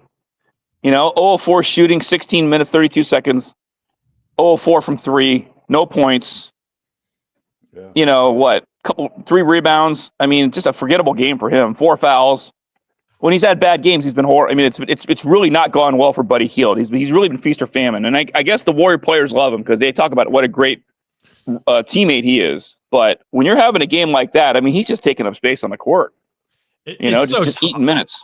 It's so tough, though. It's like even when he is playing like this, they need some viable shooter that the Rockets have to even like have a semblance of somebody with a pulse out there, because if they're going to keep, I worry that the Warriors have no moves left. Now that the Rockets have figured out this thing where basically they leave Şengün and Adams to camp in the paint. Okay, that takes away where Butler wants to go. That takes away where basically everybody but Steph, Steph also can't get to the rim. And then you have basically one guy face guarding Steph at all times. So it's like this 4-on-4 thing, but you don't have any shooters out there and everyone's trying to get into the lane, but the lane's completely clogged up. It looks terrible. I mean, even when they were scoring, a lot of those shots in the third quarter felt like miracles. Like it was kind of like, holy crap, they were having to work so hard just to stay attached, just to stay within 5 points of this team. Well, I don't know if you guys have paid attention at all to like VanVleet. That guy is shooting like Steph Curry, and he is wide open on every single shot that he takes. I mean, he's been doing this the whole series, and the Warriors still haven't woken up to that yet. I'm like, where the hell's the defense on this guy? Larry on that. Yeah, sorry. Yeah, I'll tell you the other thing that stood out in this game. That 2-point game going to the fourth, that was a break. The Curry got fouled on that left-handed 3-point attempt with 1.8 left at the end of the third quarter. And Brooks, right? He wound up making 2 of the 3 free throws. Jerry Eason. But I mean, that was not a foul. I mean, come on, that was a gift. That was an absolute gift. And they couldn't take advantage. They gave it right back on that 4-point play to begin the fourth. So, ultimately there were some big plays in this game. The Şengün offensive rebounds, the VanVleet dagger shots. He hit many big shots. Rye's totally right. They didn't guard him. I mean, it'd be one thing if he were a 6'7" guy and he was really hard to stick with. You're talking about a pretty stocky, short, 6-foot guy. It's like if you can't find a defender to take VanVleet out of their offensive equation, well, you probably don't deserve to go to the next round. So we'll see if they can do it. And that's again goes back to my whole argument about size, man. The smaller you are, the easier it is for a guy like Fred VanVleet to light you up going 6 for 9 from deep. Grant 499 saying the bottom line, piggybacking off Larry's point about Fred VanVleet saying he's outplayed Steph, and Larry brought that point up early in the show. Everything else is window dressing. Larry, you haven't mentioned your sponsors yet, and we're going to do a Game 7 preview. Why don't you enlighten all of us with the fantastic organizations and individuals sustaining the Krug Show? Well, thanks to Pig and a Pickle for being the title sponsor of the Krug Show. Appreciate them quite a bit. They got 2 locations, Emeryville and Corte Madera. Thanks to Pig and a Pickle. Also, thanks to Claw-Daddy Arcades. They're a great follow on Instagram at Claw_Daddy_Arcades. Also, LearnKey Upskill Academy. Larry, can I interrupt you for 1 second to talk about Claw, the arcade place? The only reason why I interrupt you is because I'm curious to ask you this. If, let's say, your married life, this goes for everyone in the audience and in this panel here specifically. Let's say your married life collapses. Let's say you become a single individual. How lovely does the idea sound of just spending 12 straight hours at an arcade, just getting ripped and playing video games? I feel like that sounds incredible. Like if you're a bachelor, what is it called? Claw Arcades, Claw-Daddy Arcades, right? Right. Dude, I feel like it's paradise. I think it's family-friendly entertainment. And that's that too. Sort of the bottom line. But thanks to Claw-Daddy Arcades. Thanks take to an edible, right? Just take one little Academy. edible and just spend 12 straight hours at Claw-Daddy Arcades. Sorry. Thanks to Sharp Corner Sports Cards and Collectibles. And thanks to all of my sponsors for sponsoring the Krug Show. You mentioned Mancini's, right? Oh, and Mancini's as well. Mancini's Sleep World. Thanks to Mancini's. Use the code KRUG10 at any Mancini's location. There you go. And that's a huge savings, side note. Game 7. I can't believe we're here, dude. You guys hear music in the background? What's up? You guys hear music in the background? I do. Yeah, there's music playing. Correct. Okay. I was like, am I doing it in a dungeon show? Yeah. And Larry's the one who introduced me to this. I never knew about this music, and then in the very early days of Golden Days, when I migrated the show, and Larry and I were doing a show one night, and he's like, and he pointed me to the exact track, and thank you, Larry. What is this? It's like Wandering Ducks or something? Or? Feeding the ducks. Feeding the ducks. That's what the track is called. The stripper music that a lot of people like to call it is it's called Feeding the Ducks. Folks, gentlemen, I'm going to ask you, unless you've already seen it, then please skip your spot in the rotation. But if you have not seen the line yet, I'm going to ask you folks to guess the line, courtesy of MyBookie. I'm going to do a quick ad read following. But, Larry, I'll start with you. Game 7, Warriors-Rockets. It's going to be in Houston at the Toyota Center. Guess the line, sir. Who do you think is favored and by how much? Rockets by 3.5. Frank. Rockets by 5. Ryan. I'll say Leon. Rockets by 6. 6. Ryan Smith. Ooh. I'm going to say Rockets by 2. I think Warriors still get the love. Wait, say that again. What was your guess? Rockets by 2. Okay, so Larry, you win, sir, as expected. Is there a good thing I could play for that? I need What is it? I need like a good winner, like kind of thing. I don't have anything like that. The closest thing I have is Adam Sandler. Oh my God, that is funny! But the line for Sunday's Game 7, the Warriors are 3-point underdogs. Houston is -3. The Warriors are a +123 in terms of the money line, and recognizing the intensity, the suffocation of offense that happens usually in a Game 7. The OU is just 201.5, meaning the bookies expect this to be a very low-scoring game. And MyBookie, by the way, side note real fast here, proud sponsor of Golden Days. Use the promo code MM50, M as in Mary, M as in Mary 50 to get a 50% bonus on your deposit. Go check out MyBookie. It is awesome. Any predictions for the line? Anybody feeling good about the gambling line before you do a proper breakdown of the game? I would say take the Rockets. I mean, to me, this thing's a wrap. I know Warrior fans don't want to hear that, but No. but it's not. The Warriors didn't lose to the Rockets because they are not trying or they're not. The Rockets are the 2 seed, okay, and the Warriors are the 7 seed. The Warriors are old. The Rockets are young. The Warriors had an advantage early in the series, and they took a little bit of advantage of it, but they couldn't put them away when they needed to.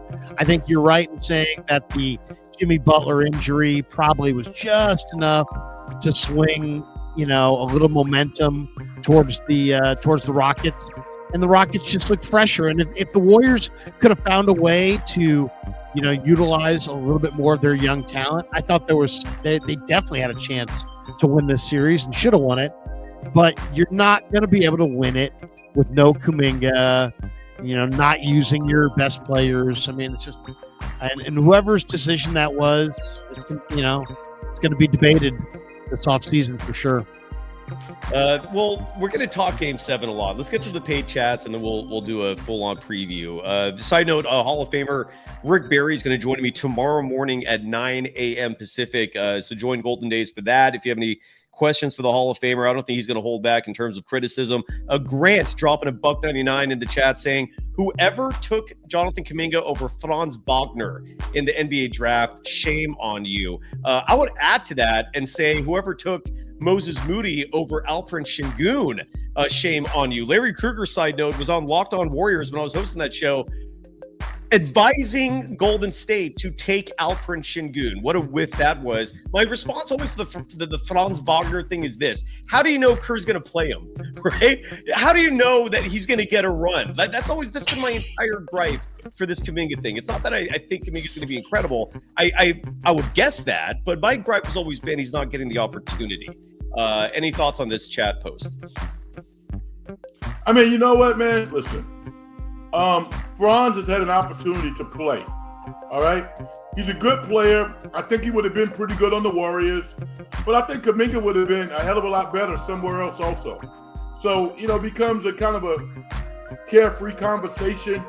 I don't think we've seen the end of Jonathan Kaminga. I'll just say that Franz Wagner's a good player, but I'm not going to dump on Kaminga until he really has an opportunity to play.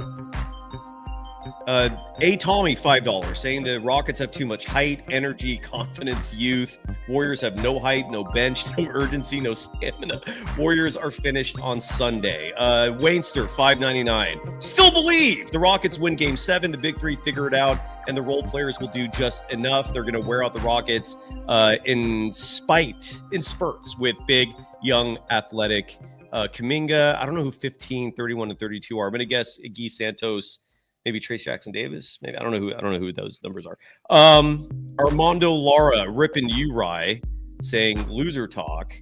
Anything you want to respond with? No, I think that was in reference to the maybe it's just shooting variance, magnet ball craziness, and to be honest, I mean, if I'm like handicapping the way that the Warriors win this game 7, I really think it's going to have to be the Warriors jump on them early, because they've been down basically from the rip in the past 2 games. Like, they have not been able to establish any type of lead. And then I think the Rockets get tight and start missing shots. I really think that's the only way it happens. So Wainster dropping another 290. Wainster, thank you for all this. Saying after the Warriors win Game 7, they got the Tumbler Wolves net later. We'll talk about that in just a second. Let's get through these real quickly here. Bay Area Chris 199 saying Steve Kerr will be the Spurs coach next season. Obs. Anybody agree with that? Anyone think there's a chance Kerr will leave this season? We talked about that, I think, a decent amount last game. But any changes in opinions or anything to update? Brian, do you think Steve Kerr stays even if the Warriors lose Game 7? I think he does, but that does leave the door open though to a possibility that he could take off. Yeah. Greg Popovich announced, I think today, that he's stepping down as head coach of the Spurs. Armando Lara saying, I don't know who he's directing to, but just saying wrong, incorrect. The Beast 51 saying our small ball players are smart but not athletic. We saw the Lakers and how slow small ball players worked against Rudy Gobert. You can't be smaller and less athletic. That's a good point. Very good point. Peter Jennings. Say again? I saw one of these super chats, and I was like, holy crap.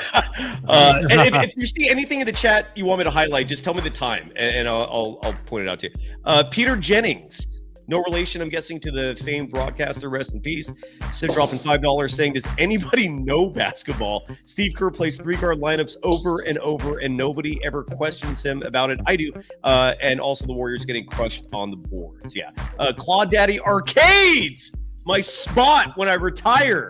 That's all I'm going to do. When I retire at 65 years of age, I'm just going to hang out at Claw Daddy Arcades all day, just get high as a kite and play video games. That's my plan. Say, Ryan, the legend of canned champagne, has made another appearance. Will you elaborate on that, Brian? Oh, the canned wine that I had that one time that I was chugging on the show. Yeah. Do we have anything that we can chug nearby, right? Not tonight, no. It was kind of a slow game. We could use a Ryan Leong chug right now. Yeah, not tonight, unfortunately, guys. I came up to make sure that I got on the podcast as soon as I got done with the locker room, and it just take, as I was telling Cyrus, it takes longer to get through post game in the postseason than it does in the regular season. So. And in case people don't understand what's going on, Ryan, you're for one of our post game shows. You literally had was it a can of champagne? Is that what that was? No, it was like a canned wine. Oh, canned wine, yeah, and he just pounded a can of wine, and it had aged perfectly. He cracked it, and he slammed it. Yeah, slammed it. And I don't know, I can't believe that amount is accurate. That can't be right. Hosmer Sanchez in the house. That's got to be like $299.99 in like Aussie money or in Hong Kong money, right? I mean, Hosmer, I don't know what's going on here. I'm going to leave this up for a while. $300 saying. Unless Stephen Curry goes off for 40 plus points, they're down. And I'm a Warriors fan, and didn't for $300. Is that Larry? You've been doing this longer than me, man. Is this real? Is this like what's going on here? Yes. Hosmer Sanchez is saying, you know what? There you go. I'm setting you up. Wow. There you go. Well, I'll leave. Jesus Christ. Thank you if that's real. I have a hard time believing that. But Hosmer, thank you. Another $4.99 from Claw Daddy Arcades saying he's telling me not to come to the arcade. I'm going to scare him. But Claw Daddy, I don't know what your real name. How should I address him, Larry? Mr. Claw. Mr. Claw. Just to add to that, I was planning on not trimming the beard for like a year straight. So I'm going to go in there with like a big old unkempt hobo-looking beard. I won't even cut the hair. At 65, it'll be mostly gone probably. I think what Claw Daddy Arcades is saying is that they have a bouncer. They have a bouncer and you won't make it. All right, then I won't hang out on Claw Daddy. I won't scare the kids. All right, Hosmer, my God. Game 7, Larry, you posed this question, I feel like an hour ago. We finally got to it. It's going to happen Sunday. Let's break it down, man. Like, so Larry, you said the Warriors have no shot, correct? And you believe Correct. this with conviction or no? Yeah. I mean, you know, I give him some shot, but I really don't. I mean, this thing was supposed to be done by now, and I think it's just asking too much to be. You're still not going to have Kuminga. You're still trying to do it with an arm tied behind your back. Now you're going to do it on the road. You couldn't do it at home, but now you're going to do it on the road. I don't buy it. Give me Houston. Did I call Grant an asshole? If I did, I'm sorry. Like, when I actually get called out for that, I feel bad. If I did call you that, Grant, forgive me. I apologize. I didn't mean to call you directly an asshole. I don't remember that, but if I did, I apologize. Frank, Game 7, dude. How did we get here? There's really a Game 7 Sunday? Like, what the hell is going on? Frank, what do you expect, dude? Like, give us your preview, sir. I think if Steve Kerr does the same thing that he's been doing over the past couple of games, they will lose. I think if he makes some adjustments, tries a different strategy, I think they have a legitimate chance to win. I've seen more heroic performances from Jimmy Butler and Stephen Curry than I have from any of those guys. So, you know, I mean, I see a gateway to the Warriors winning the game, but they have to make adjustments. And I mean, personally, hopefully that adjustment is playing Jonathan Kaminga. I want to see him play, but I can step outside of my own desires and say, listen, if they execute and they take the ball out of Fred VanVleet's hands and put the onus for somebody else to beat them, then they have a chance. Think about the margin. They were down 2 points going into the fourth quarter, and then they gave up a 4-point play. So this is not like there's a wide range. This game got away from the Warriors.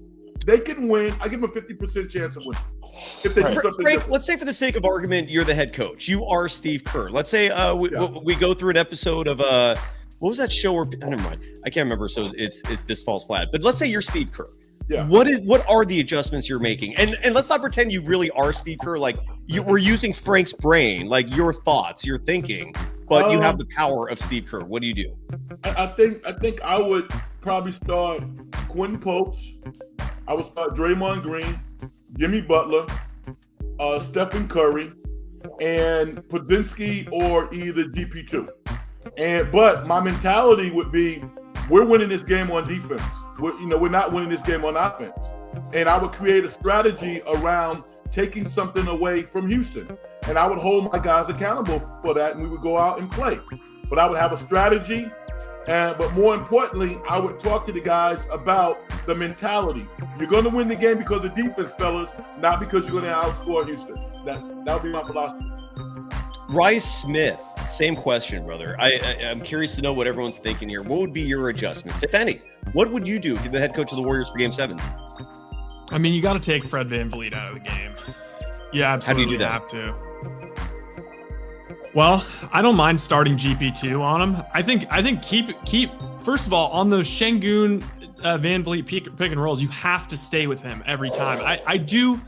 This game, even though he got a lot of open shots, a lot of it was in the chaos of the offense. A lot of it was offensive rebounds or whatever. He was getting open shots. The previous game, they straight up were leaving him open. Like, he was just being fully left open, seemingly purposefully.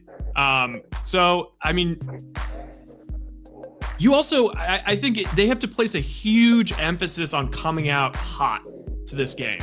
They need to get up and actually force this young Rockets team to feel some pressure, because honestly, the last 2 games, yeah, the Rockets season, whatever on the line, but they're kind of in a position right now where, the pressure's not on them. The pressure's on Golden State, and they were able to play pretty free.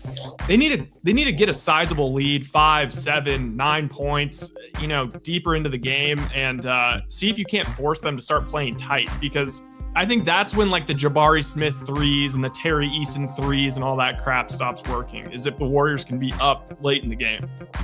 Yeah, the Warriors led by just 2 in this game. That was their biggest lead. Ryan Leong, man, what are your thoughts on this, man? What do the Warriors have to do? If you're the coach, what do you do? What's your adjustment? Well, I think what you got to get better production out of some other guys again. Hopefully, Pajemski has another big game like he did with Game 4. He had a big game, right? So it'd be nice if he could get going, if Moody could get going, if Buddy Hield can get going, if any of those other guys can play well. And then it's interesting because Gary Payton. Well, it's just funny they started him as a forward. He's probably one of the shortest forwards I've ever seen. Well, what do you think about the stat real fact? Well, F2P in the chat is writing that the Warriors this season are 0-3 when GP2 starts. Yeah, they probably should bring him off the bench. I mean, I don't understand why he would actually be a pretty good guy to guard against VanVleet, wouldn't he? He needs help. He needs help. Yeah, but then again, nobody's really guarding VanVleet, or if they are, I really haven't seen it. Because every time I look, he's.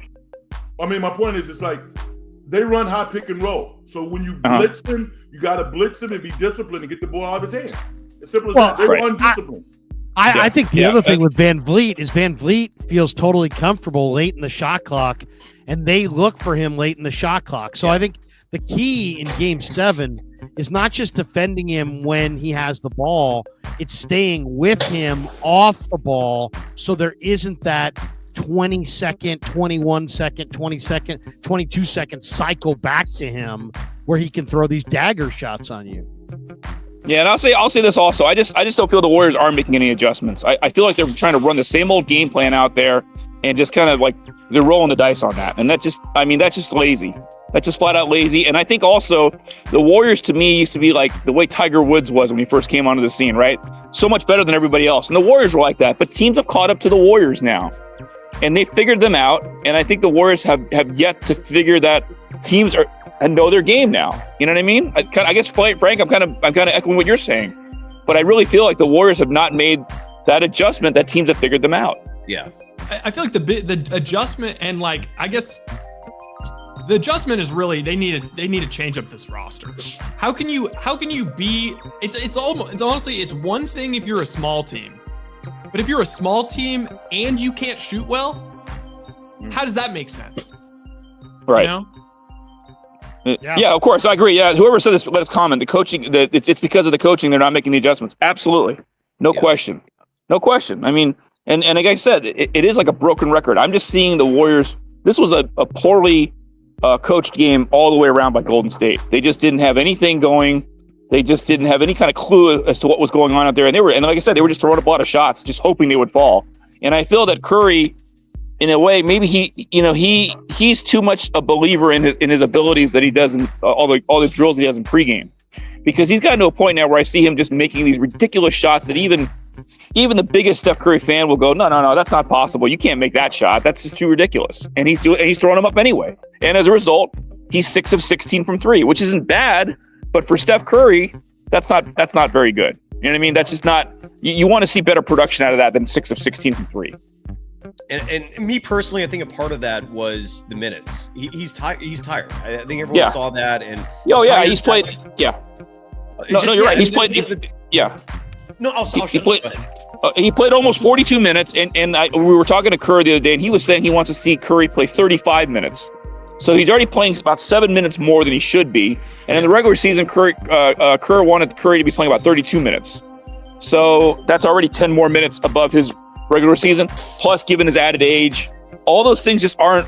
They're just a recipe for failure for the Warriors. How many? I don't know how well you guys' memory is, but I'm trying to think back to Warriors Game 7s. Like they've been in a few of them. I like OKC 2016 Western Conference Finals, right? 2016 NBA Finals. They blew that 3-1 lead, and that's where we're hoping that I'm like sick to my stomach. This is crazy. I cannot believe the Warriors are in this position right now. This is insanity. Anyways, Game 7s. Sacramento, right? So that's 3. Is this the Didn't fourth? it beat Houston in Game 7? Yeah, they beat Houston. That was the 27 missed threes in a row or whatever. They beat Houston in Game 7. Okay, so all right, they won that. So this will be the 5th under the Kerr era. Let me see if the chat remembers any others. Yeah, so this is I believe the 5th Game 7 of the Steve Kerr, Stephen Curry era. Woo! We shall see what happens, man. Larry, I know you said you think Houston's going to win, and I don't blame you for that prognostication. But if you are the head coach, not Steve Kerr, you, are there moves to be made where they can win this game? Well, I don't think it's about that. I think it's going to be more about, can the Warriors get off to a good start and throw the blanket on VanVleet. As I said, this team was 500 when VanVleet didn't play this year. So if you can take him away, you should be able to take away a 6-foot, point guard who's in the twilight of his career. Right. Don't let VanVleet keep getting the ball in his hands, with 20 on the shot clock and having him knock down big shots.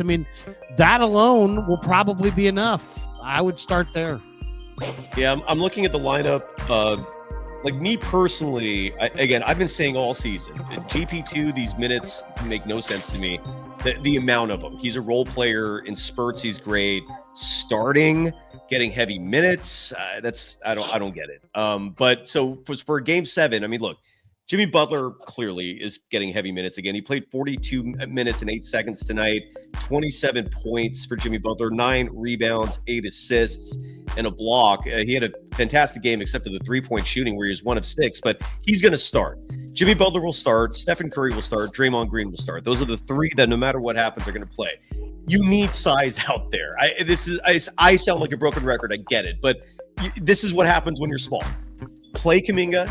Play Guy Santos. He did nothing to get phased out of the rotation, yet he's out of the rotation now. Quentin Post, still got to play him, I think. Even when he's getting abused, Steven Adams literally tosses him around like a rag doll. It's kind of crazy seeing that out there. And Frank, your assessment, your analysis of Quentin Post months ago was astute when he said that he doesn't have broad shoulders, like he's very narrow shouldered. I always that never left my mind when he said that, and I see that all the time now when I watch Quentin Post play. But you still need him at a bare minimum. If Steve Kerr loves spacing, why not keep Post out there for spacing and size? Because defenders are not leaving him alone beyond the 3-point line. So I think those 3 need to get minutes. I wouldn't even hate Kevin Knox getting minutes, but this is a size thing, man. And GP2 reduce those minutes to 10. Buddy Hield, if he's not making threes early, get him the hell out of there because he doesn't bring much value otherwise.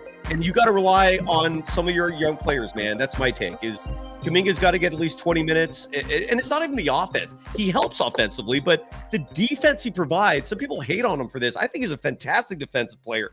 Frank, you said that as well. So that's my take on him, man. I don't know if Trace Jackson-Davis makes a difference, but you gotta get Kaminga and Guy Santos in there, dude. The size they bring is too invaluable to me. I don't know. Gentlemen, I'm gonna run to the movies.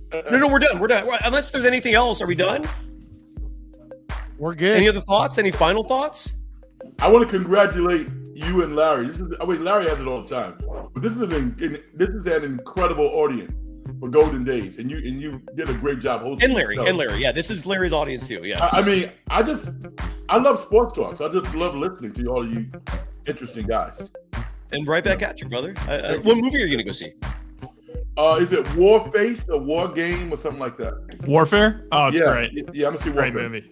You saw that, right? Oh yeah. That's the one where the previews is just strictly they're just showing soldiers in like Afghanistan or something. Oh, right? Great ratings, and I saw the trailer today. I've been wanting to see it for a month, so I'm gonna go check it out tonight. Well, that sounds good. Where's the plan? Is it a big movie playing all over the place? No, I mean it's probably dwindling now, but I'm going over to San Francisco and watch it. I'm over there. Have fun, Frank. Always a pleasure, brother. We're going to do this again soon. My brothers. Peace Have out. a great night, Frank. The great Frank Red. Rye, any final thoughts? We'll just do this in order tonight. No. Sorry. What's Ryan, me or Smith? I said Smith. Okay, sorry. Go ahead. My final thoughts. I don't think the Warriors. We're all really bummed out here. I still think 45% chance Warriors win. I do too, man. It's Right, basically I'm a with coin you. flip. It's basically I'm a totally coin with flip. you. Like I don't think it's going to be a blowout. Like I don't. Although it could happen, who knows? But I think they got a shot, dude. I really do. I'm with you on that. It's Stephen Curry. Like we're just going to pretend he doesn't exist. He's not going to mail it in, dude. He's going to go all out. I think. Think about how cool. Okay, it would be a sick if they won. That would be so sick. It would be crazy. It would be so sick. If they win, do they have a shot against Minnesota? I mean, Ryan's like all shaking his head. Larry's like, I don't think so because of their age. Yeah, I think they kind of put the nail in the coffin by forcing this to go to a game 7 and then just the one day between games. Probably not happening. Although I feel like Steph, even though Minnesota is also awesome defensively, I kind of feel like I don't know. I feel like the Warriors' offense will actually play better versus Minnesota. So if they get there, yeah. Get there. All right, brother. Ryan, always a pleasure. All right. Great to see you. Have a good Later, night. man. Ryan Leong, any final thoughts? You know what? I'll say this, and I'm sure, Larry, you've been saying this already ad nauseum. They got to stop playing this broken record because I do see where Kaminga does have a lot of deficiencies, but nonetheless, he's still a body. And again, that blows me away that he was the one guy that didn't get any playing time, and all the other guys did. No offense to Pat Spencer, but why the hell is Pat Spencer playing and Kaminga is not, even if it's garbage time? I mean, that's going to really screw up a guy's psyche. Do you have any canned wine that you could slam before you get out of here? I don't, unfortunately, man. I wish I did. It was worth a second ask. Yeah, all good. It was. Dude, I understand. It was absolutely. Oh my God, Ryan, love you, brother. Thanks for joining us. Sure. And we'll see you soon, regardless, one way or another. Okay. Thanks. Hopefully, we'll see you in the second round. This is mind blowing to me that we're at this position, dude. Like, I really did not think the Warriors are going to lose this series, and yet here we are. Do you have a prediction for Game 7? Do you think it's a wrap?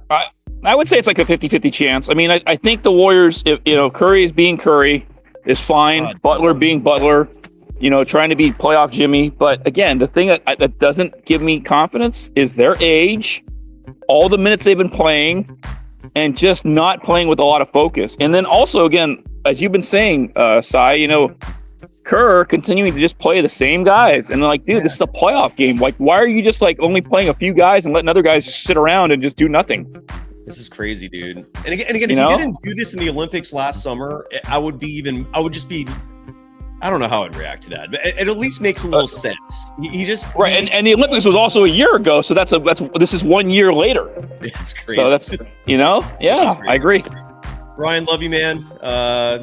Thanks, Larry. Good night, guys. Good to see you, bro. Larry, any final thoughts from you as we wrap it up, man? Well, I mean, disappointing night, but one that I expected. I mean, I'm the one who picked the Rockets in 7, so I mean, I kind of thought the Rockets were the better team. Thought they would get them eventually. Look at this fucking guy. Look at this. Hey, what happened tonight? I just got back from the graduation. What did the Warriors win it? No, doesn't look like it. Giants won. Yeah, there's a person in the chat who was hyping that up. Young Wes, I think. He kept saying at least the Giants won. See, Robbie I was Ray. here tonight. Robbie Ray. There's my daughter. Congratulations, man. Yeah, and my beautiful little girl and my big beer belly, which I was don't going even to say, drink. what is that? What is that basketball? My boiler. I don't even drink beer, man, and I got a boiler. That's bad. That's bad. Really bad. Is that what they call that? Those bowling ball tummies that they call them boilers? I don't know if I'd even call that a boiler. I mean, that looks a little. I'm carrying. Yeah, man. I tried to maybe I should move it down like that. I should have showed just that, right? Yeah, there you go. There you go. That's a great picture. And then you go down, you see that boiler. I'm working on it, man. I'm skinny everywhere, but my stomach, man. That's what happens when you get. That sounds like a personal problem as well. I'm at the gym now. I'm trying to get the legs in shape for the hip surgery that I'm having in 3 weeks. Get hip replacement. God. Yeah, well, you're getting old, dude. What's going on with you, man? Breaking. You got the belly. Field goal kicker, man. What's too many field goals. I whacked the ball joint or something. I don't know. Yeah. Is it high school graduation or college? College. What school? Arizona Christian University. Graduated Kuma Cum Laude. Yeah. Good stuff. Congratulations, brother. That's all kidding aside. That is a phenomenal moment. And how many kids do you have? I have Look at that. Look at the confusion on his Yeah, he's face. thinking about it. I have six. But look, he's about ready to pass us a flow chart. Four. He's like, well, two that I know of. Dude, yeah. I did watch the Warrior game tonight though, and I had a on the phone while your just on my daughter's- phone. Yeah, I was only there for my daughter. I didn't care about the other. Nothing people who were- says your graduation means a ton to me. Like Moses Moody's in the corner. I mean, Did you do the- I saw yes! that she, Well, it's completely quiet in there. she didn't really get. She didn't even get. By the time she got announced, the game was over. So when her turn come up, but I just thought to myself, you look at the last few minutes and you see the athleticism of some of those guys. Why not just start some of these young guys? Play Moody, Kuminga, TJD, and Santos, and get some of these younger guys in there and let them go. Why not a game plan like they started the season? And remember, they were playing guys that were playing like tenacious, crazy defense, and they take them out after 5 minutes and send in a new, fresh group, and they just They had attack, army. You're right. They had like attack. hockey style substitutions. You're right. Yeah, why just start? Yeah. Just they're too old to play these guys 40+ minutes. They can't do it and keep up with Houston. So I think they can actually beat Houston if they play like they did the first 10 games when Melton was on the team. Well, it's funny you bring that up, those early games, because the Warriors started the season 12-3.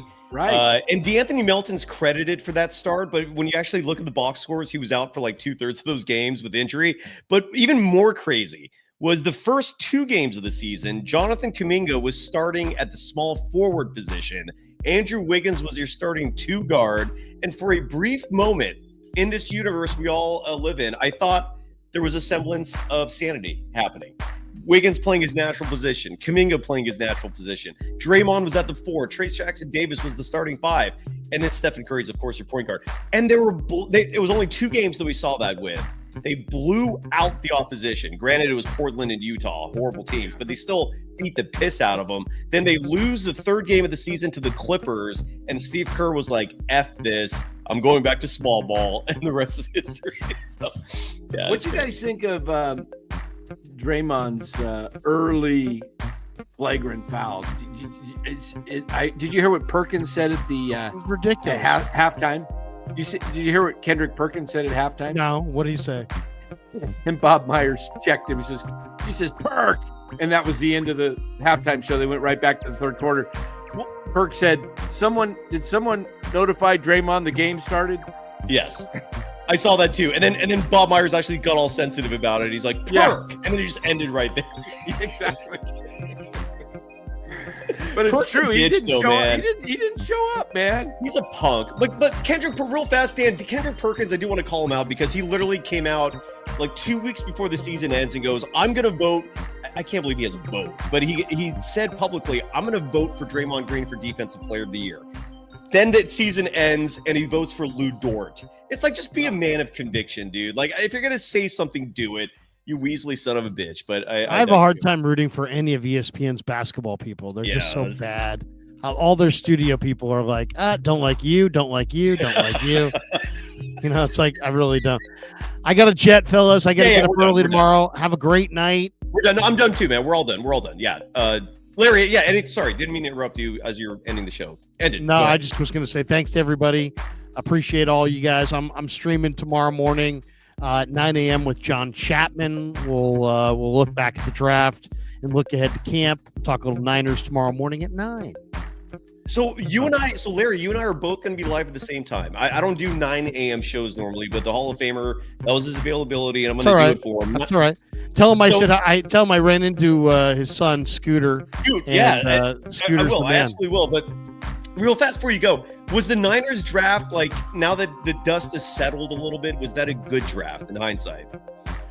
I think they got some good players out of it. I mean, it wasn't a slam dunk overwhelming draft, but I think they definitely got some good players out of it. I feel pretty good about it. I think they are definitely they gave themselves a deep enough roster where they can win 10 games, go to the playoffs, and make a run. And that's all really you can ask for. I don't know if they're the best team in the conference. We'll have to see. But I think they have enough talent on their roster to make a run, to win 10, 11 games, make the playoffs, maybe win a playoff game or two. So we'll see. Dan, on your NorCal Sports Network, you cover the Niners sometimes. Were you happy with the draft? Yeah, I thought the draft was pretty good, actually. There's a couple picks I thought were kind of a reach, but I liked the first 4 picks defense. I think they got guys that stop the run. They're tenacious players. I think they should be pretty good. And the guy that a little head scratcher for me, they picked the quarterback.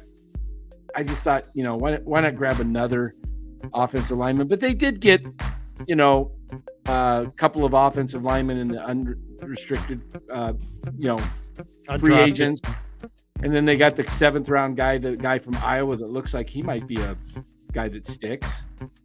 He's pretty good on the zone run, which is what the 49ers kind of do, right? I mean, they got that zone run offense, and he's used to that at Iowa.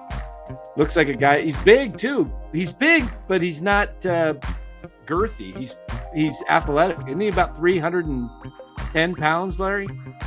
I never ever. It's against all my rules to discuss another man's girth. And on that note, bye-bye.